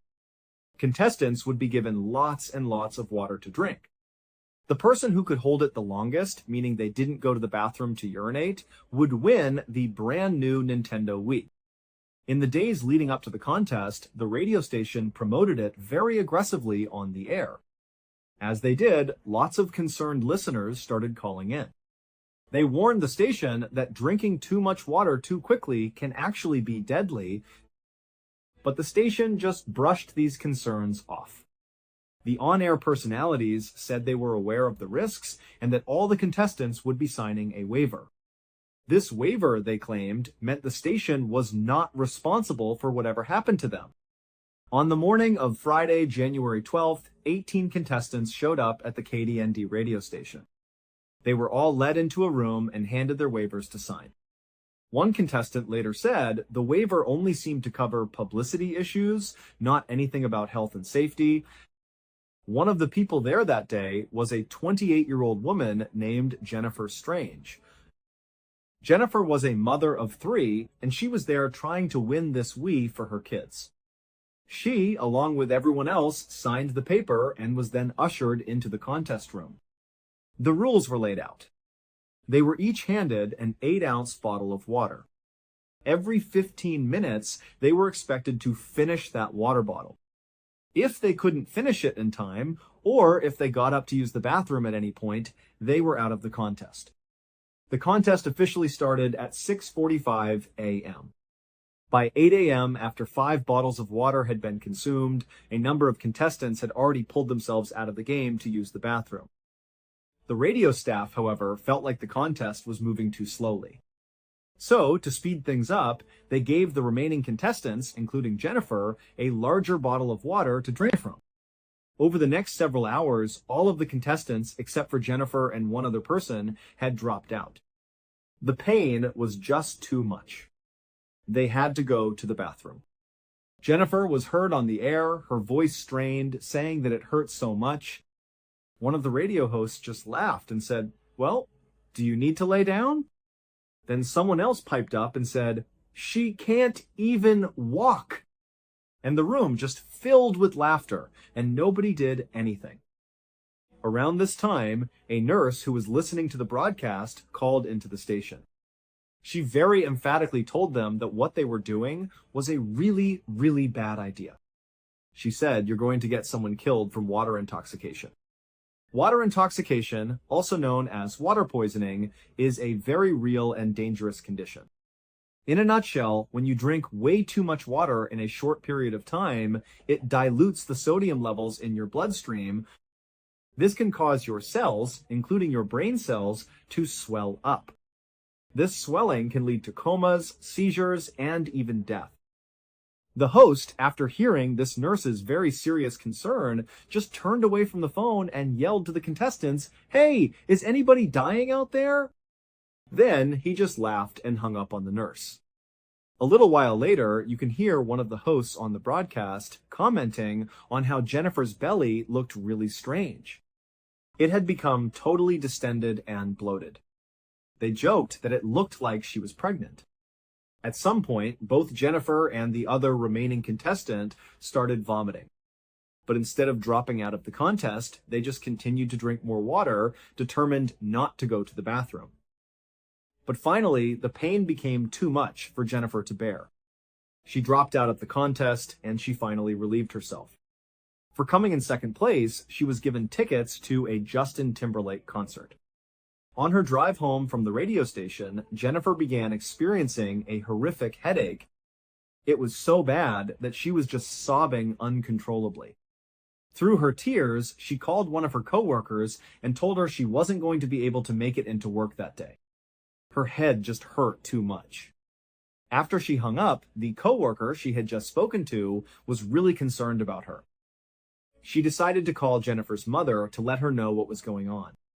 About an hour later, Jennifer's mother headed over to Jennifer's house to check on her.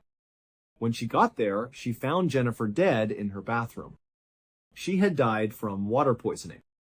The station was ultimately sued by Jennifer's family. A jury found the station was negligent, and they were ordered to pay over $16 million in damages.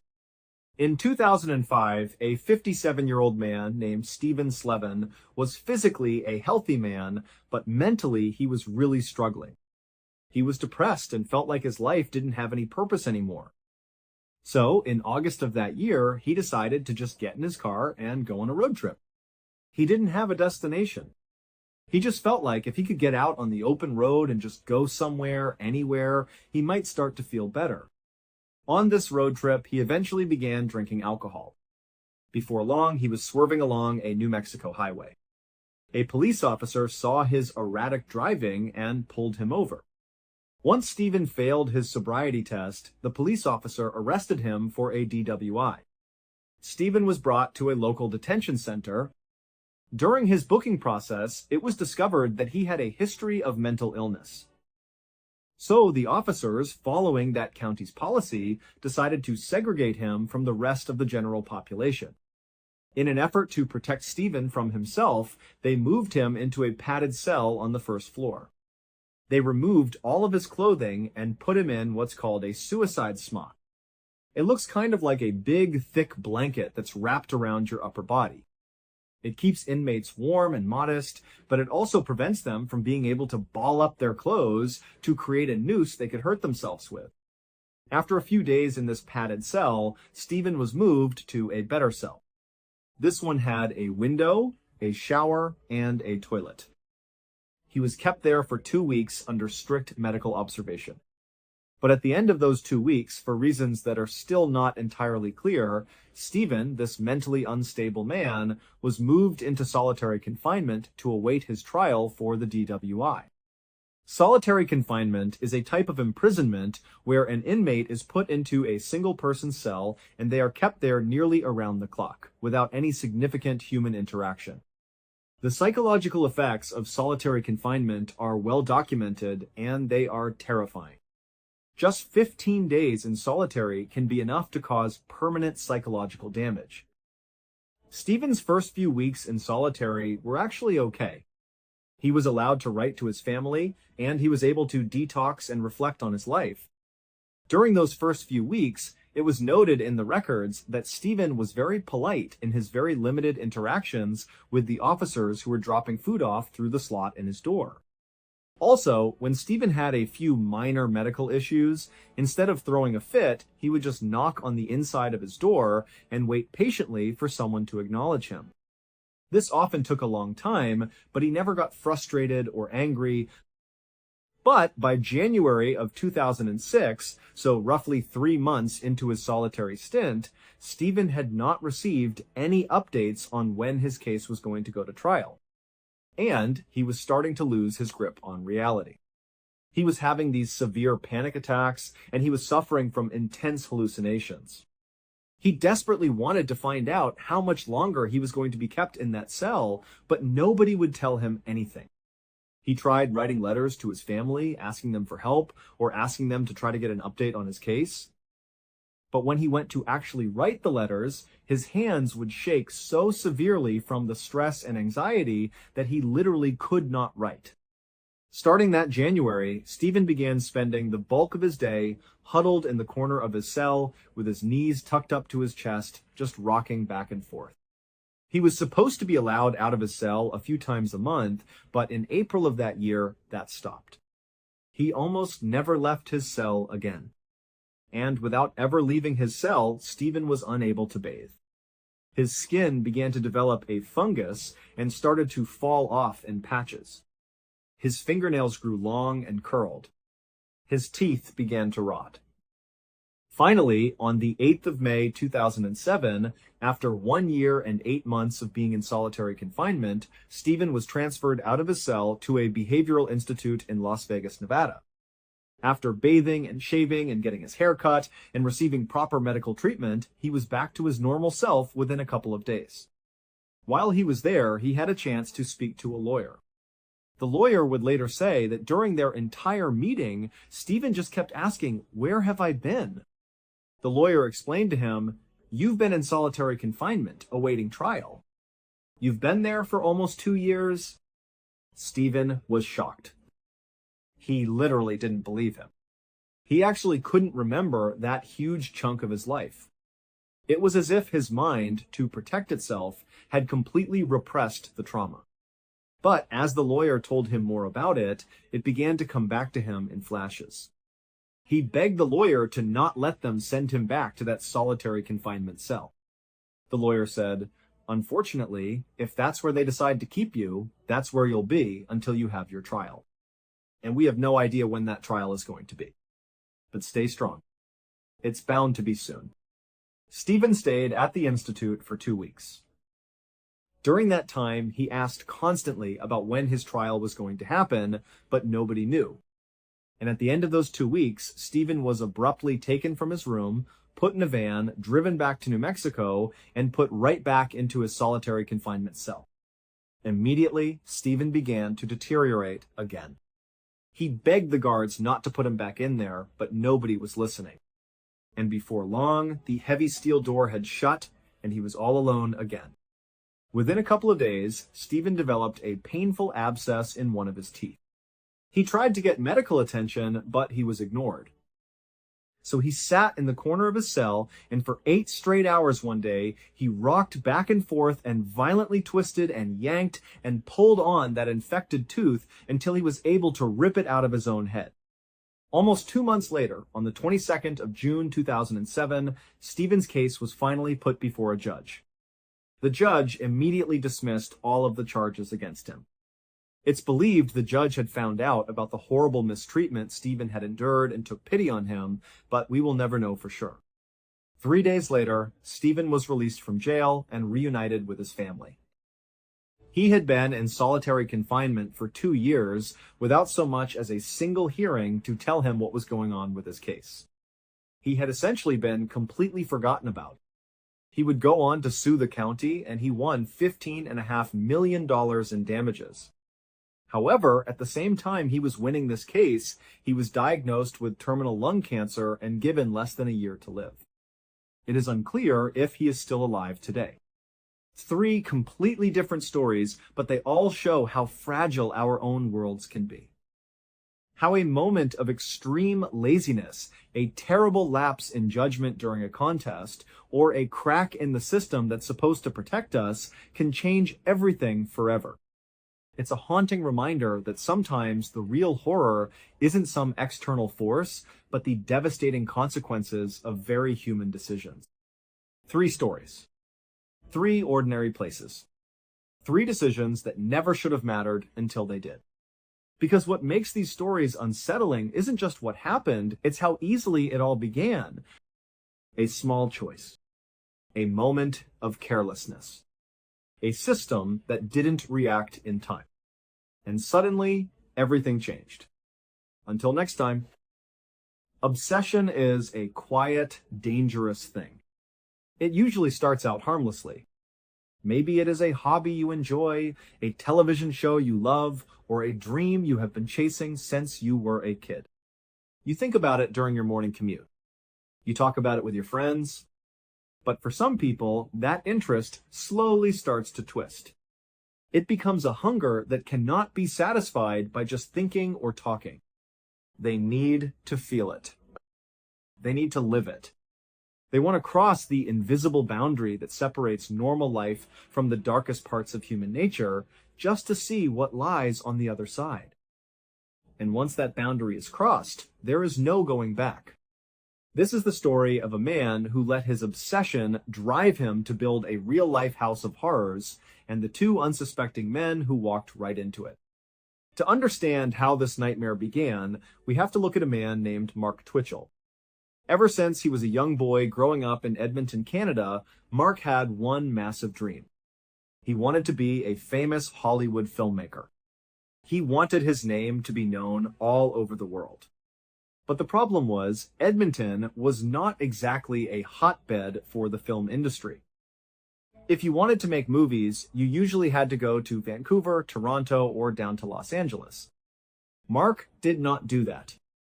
Instead, after high school, he decided to stay local.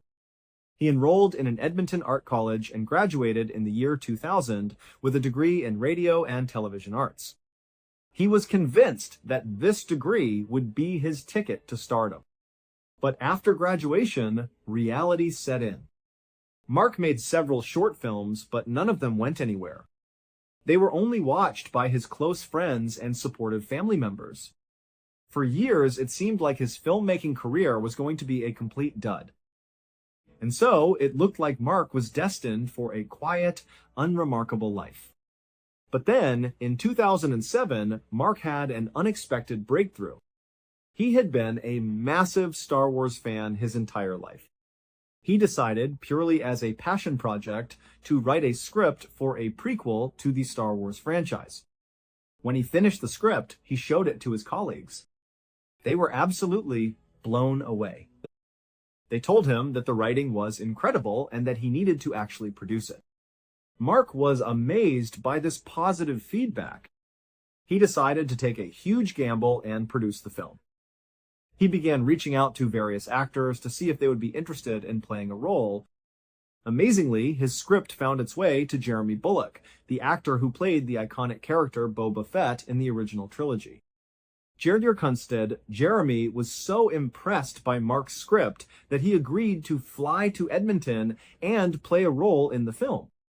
When the movie was completed, it did not turn Mark into an overnight Hollywood celebrity, but it did put him on the map. He was now seen as a legitimate professional filmmaker. It taught him a powerful lesson. He realized that if he wanted to make successful films, he had to focus on subjects he was deeply, obsessively passionate about.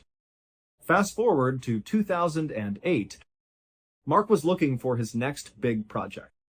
At this time, he was completely obsessed with a television show called Dexter.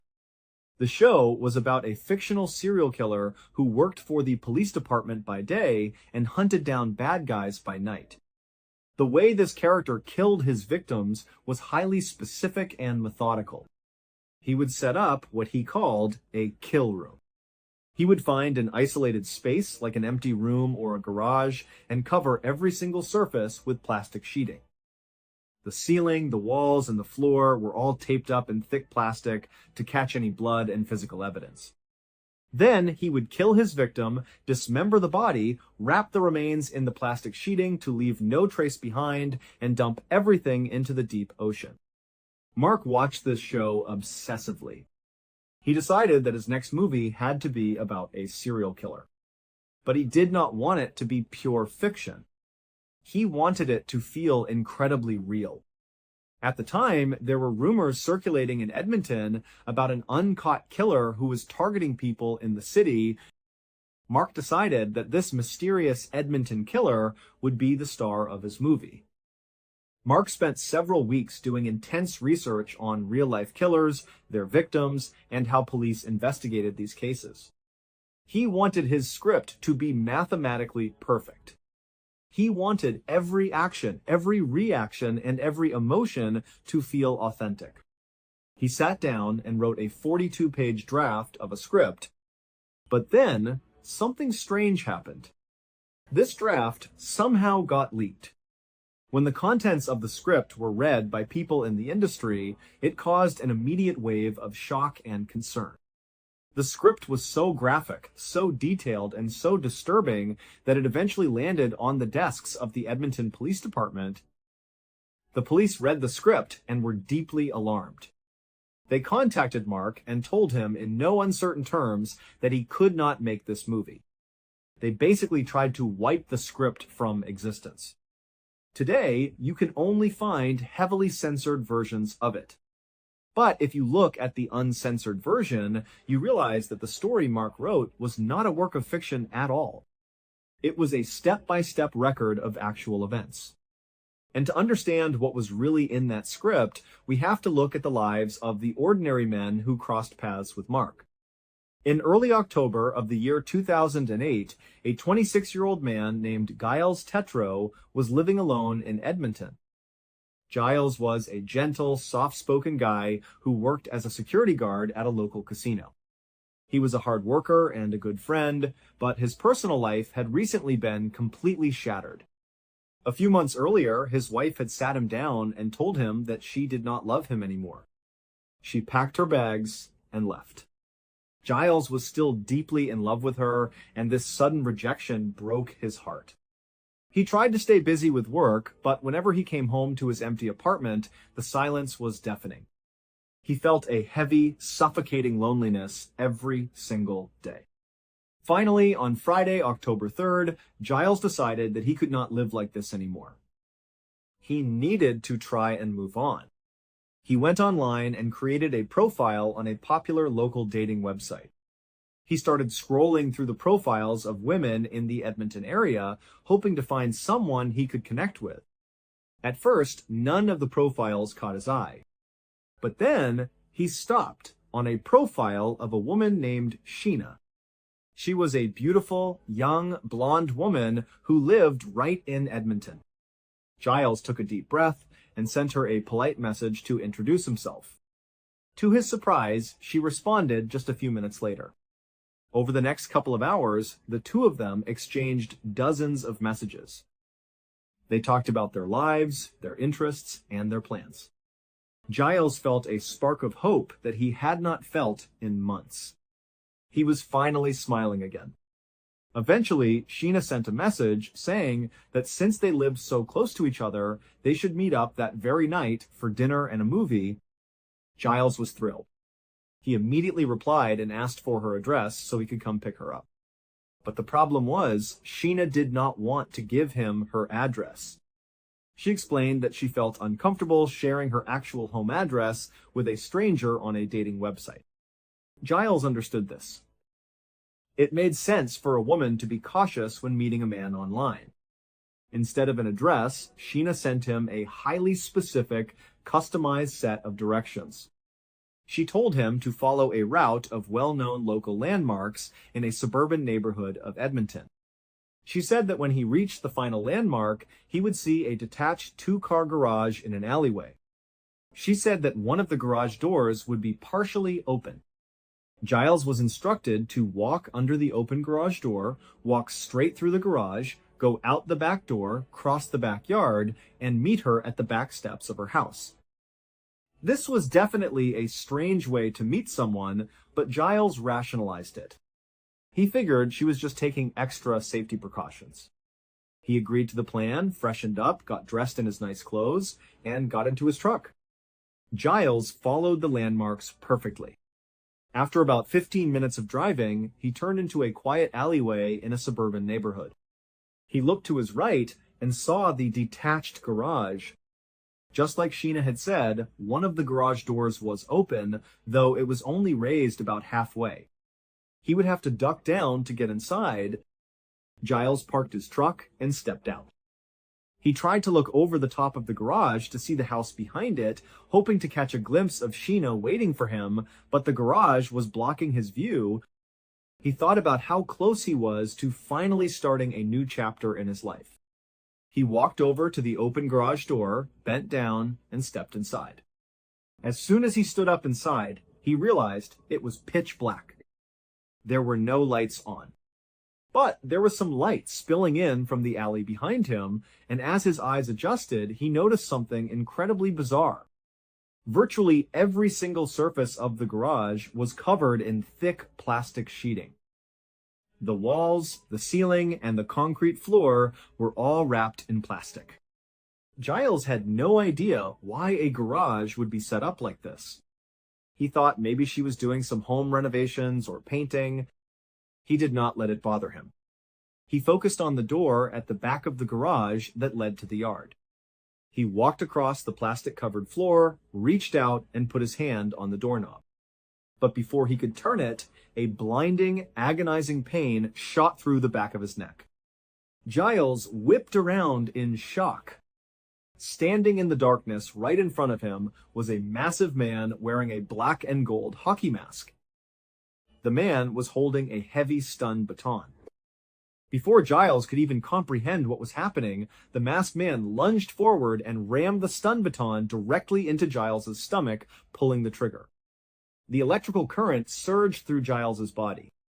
He collapsed onto the plastic floor, his muscles locking up in agony. The attacker let go of the trigger, and Giles, driven by sheer survival instinct, scrambled to his feet and tried to run toward the exit. But when he turned around, he stopped, dead in his tracks. The masked man was blocking the only way out, and he was now holding a handgun, pointing it directly at Giles's head. The masked man barked at Giles to get on the ground and put his face down. Giles was completely terrified. He knew he was defenseless, so he complied. He lay down on his stomach on the cold plastic sheeting. The attacker walked over, pulled out a roll of heavy duct tape, and placed a thick strip of tape over Giles's eyes, blinding him.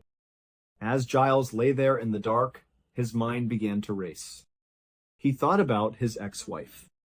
He thought about his parents and his friends. He realized with absolute horror that he had not told a single person where he was going tonight. If this man killed him right here, no one would ever know where to look. He would simply vanish off the face of the earth. Then he heard the metallic sound of chains or handcuffs being rattled nearby. Giles realized that if he allowed himself to be bound, he would never leave this garage alive. He decided that if he was going to die, he was going to die fighting.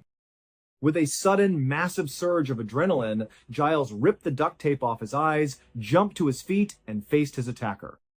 He yelled that he was not going to do this. The masked man was startled, but he quickly raised his gun. Giles lunged forward and grabbed the barrel of the weapon, twisting it away from his body. As soon as his hand touched the gun, he realized something incredible. The gun was made of lightweight plastic. It was a fake. This realization gave Giles a massive boost of confidence. He grabbed the attacker's arms and tried to trip him, but the masked man was much larger and stronger. The man delivered a brutal headbutt right to Giles's face. Giles fell to the ground, and the attacker jumped on top of him, raining down heavy punches and slamming his head against the concrete floor repeatedly. But Giles was so high on adrenaline that he barely felt the pain. He struggled wildly, twisting and turning, until he managed to wriggle out from under the giant. He scrambled toward the half-open garage door, but the attacker grabbed him by his jacket. Giles twisted his body, slipped right out of his jacket, and rolled under the garage door into the alley. He was free, but his legs suddenly felt like lead. The effect of the stun baton was finally catching up to him, and he collapsed onto the dirt. Before he could crawl away, the attacker's hand reached out from under the garage door, grabbed Giles by the ankle, and began dragging him back inside. Giles kicked wildly with his free leg, screaming for help at the top of his lungs. He managed to break the grip, got to his feet, and ran down the alleyway. He ran past his truck, too terrified to stop and look for his keys. He ran until he reached a paved walking path where he collapsed, exhausted and bleeding. Just then, he saw a young couple walking toward him. Giles pointed down the alleyway and screamed that a man was trying to kill him. But then, the masked man walked right out of the alley. He was still wearing the hockey mask, but he walked with a calm, casual stride. He walked right up to Giles and the couple. He did not look panicked at all. Instead, he chuckled and said that Giles was just making a big deal out of a harmless game. He called Giles by the name Frank and told him to stop messing around and come back to the garage.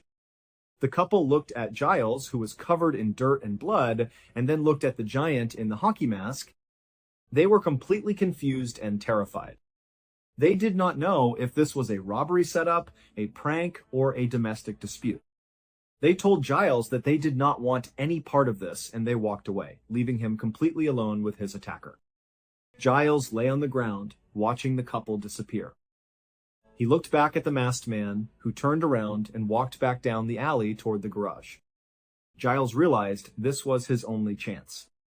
He waited a few moments, gathered all the strength he had left, and dragged himself back to his truck. He jumped inside, locked the doors, started the engine, and sped away. When he finally got back to his apartment, he was shaking with fear and adrenaline. But as the hours passed, another feeling washed over him. He felt incredibly embarrassed. He realized he had been completely fooled by a fake online dating profile. He had been lured into a trap by a lunatic. He convinced himself that since he had escaped, and since he did not actually know who the man was, there was no point in involving the police. He was ashamed, and so he decided to keep the entire terrifying ordeal a secret. He resolved to never speak of it again and try to move on with his life. But the problem was, the monster in the garage was not done. Exactly 1 week later, on Wednesday, October 8th, another Edmonton resident was looking for love online. Johnny Altinger was 38 years old and worked as a quality control inspector for an oil and gas company. It was a stable job, but Johnny did not particularly enjoy it. He was a tech enthusiast who loved spending his free time building computers and riding his prized motorcycle. He was a popular guy with a large circle of close friends, but he had always struggled to find a stable romantic relationship. That afternoon, Johnny decided to try his luck on the very same dating website that Giles had used. As he scrolled through the profiles, he came across a woman named Jen. She was a beautiful, young blonde who seemed incredibly friendly. Johnny sent her a message, and she replied almost instantly. The two of them hit it off immediately. They messaged back and forth for hours, laughing and sharing stories. Eventually, Jen suggested that they meet up that night for a date. But when Johnny asked for her address, she gave him the exact same excuse that Sheena had given Giles. She said she was paranoid about safety and did not want to give her address to a stranger. Instead, she sent him a highly specific set of directions based on local landmarks. She told him to drive to a suburban neighborhood, find a detached garage with a partially open door in an alleyway, and walk through it to the backyard.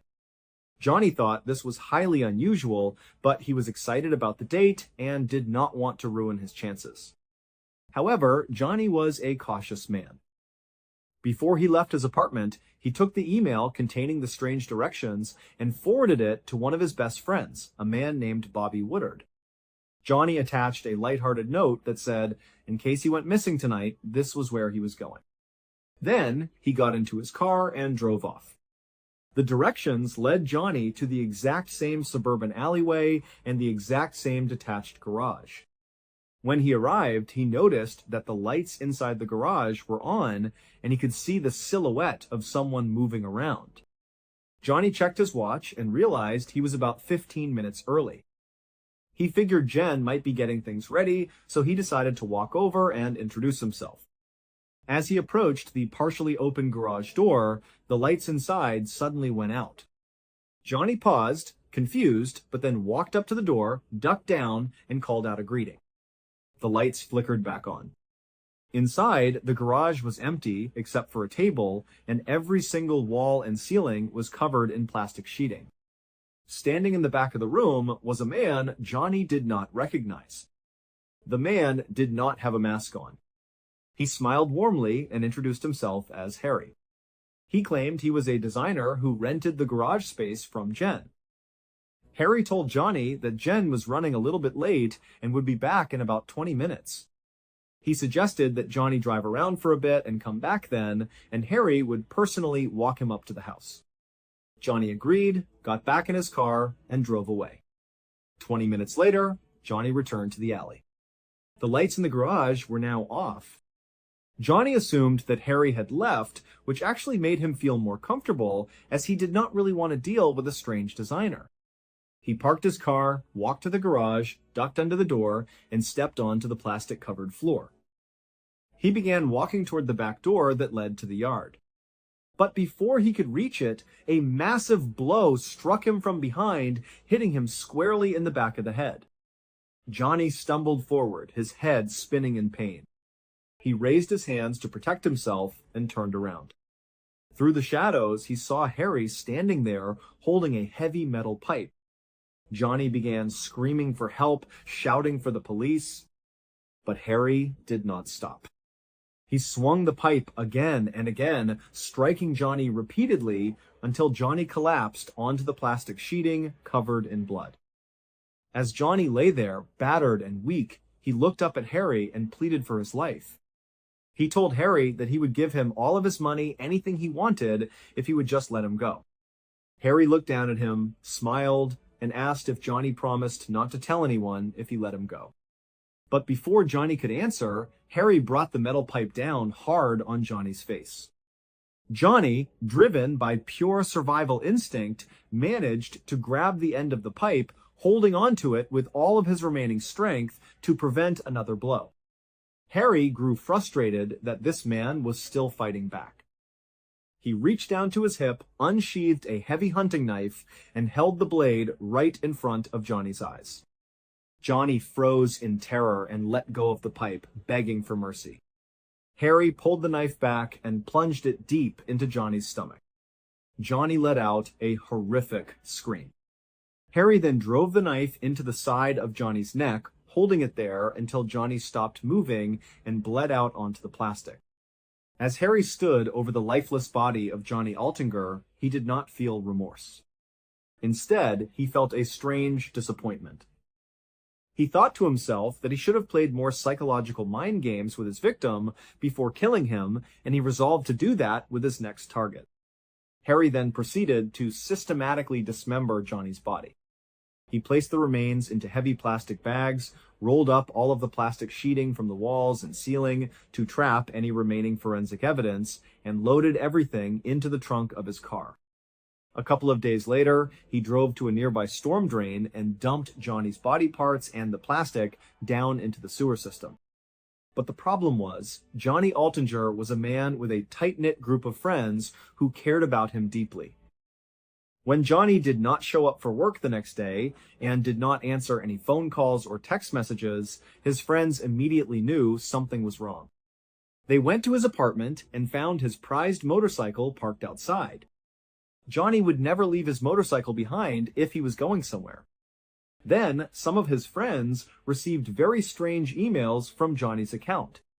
The emails stated that he had met an incredible woman named Jen and that they had impulsively decided to pack their bags and go on a long vacation to Costa Rica together. The email said he would send for his things later. But his friends were highly suspicious. Johnny was a computer expert who wrote with flawless grammar, and these emails were littered with spelling mistakes and unusual phrasing. Furthermore, he would never just abandon his life and his friends for a stranger. At this point, Bobby Woodard remembered the email that from Johnny had forwarded to him on the night of his disappearance. He found the email with the highly specific landmark-based directions to the garage. Bobby immediately took this email to the Edmonton Police Department. The detectives recognized the gravity of the situation. They followed the exact landmark directions listed in the email, weaving through the suburban streets until they arrived at the detached garage in the alleyway. They ran the property records and discovered that the garage was being rented by a young local filmmaker named Mark Twitchell. The police contacted Mark, and he agreed to meet with them right away. He was incredibly polite, calm, and cooperative. He explained to the detectives that he was an independent filmmaker and that he had rented the garage to use as a set for a movie he was shooting. He even showed them his equipment and props, explaining that the movie was a horror film about a serial killer. He claimed he had never met anyone named Johnny Altinger. But then, the detectives made a highly suspicious discovery. They found Johnny's red passenger car parked on a residential street remarkably close to Mark Twitchell's residence. When they asked Mark about the vehicle, he had a very convenient story ready to go. He claimed that a few days earlier, an unknown man had approached him on the street out of nowhere and offered to sell him the car for an incredibly low price because he was moving out of the country immediately and needed quick cash. Mark claimed he bought the car on the spot with cash. The detectives did not buy this bizarre story for a single second. They immediately obtained search warrants for Mark's home, his vehicle, and the rented garage. Even though the garage had been thoroughly cleaned and scrubbed down, forensic investigators used specialized chemical sprays like luminol, and they found significant traces of human blood on the floor. But the most damning piece of evidence was found when digital forensic experts began analyzing Mark's personal laptop. Deep within the hard drive, examiners recovered a deleted 42-page document. The document was titled SK Confessions. The letters SK stood for serial killer. The document did not read like a normal movie script. It began with a chilling statement explaining that this was the real-life record of the author's progression into becoming an actual serial killer. As the detectives read through the pages, their jaws dropped.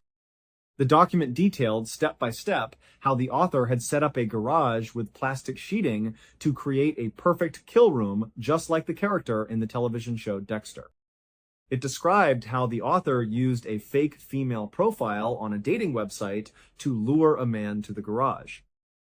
It described the first victim, a casino security guard who had fought back with incredible strength, realized the gun was fake, slipped out of his jacket, and managed to escape down the alley.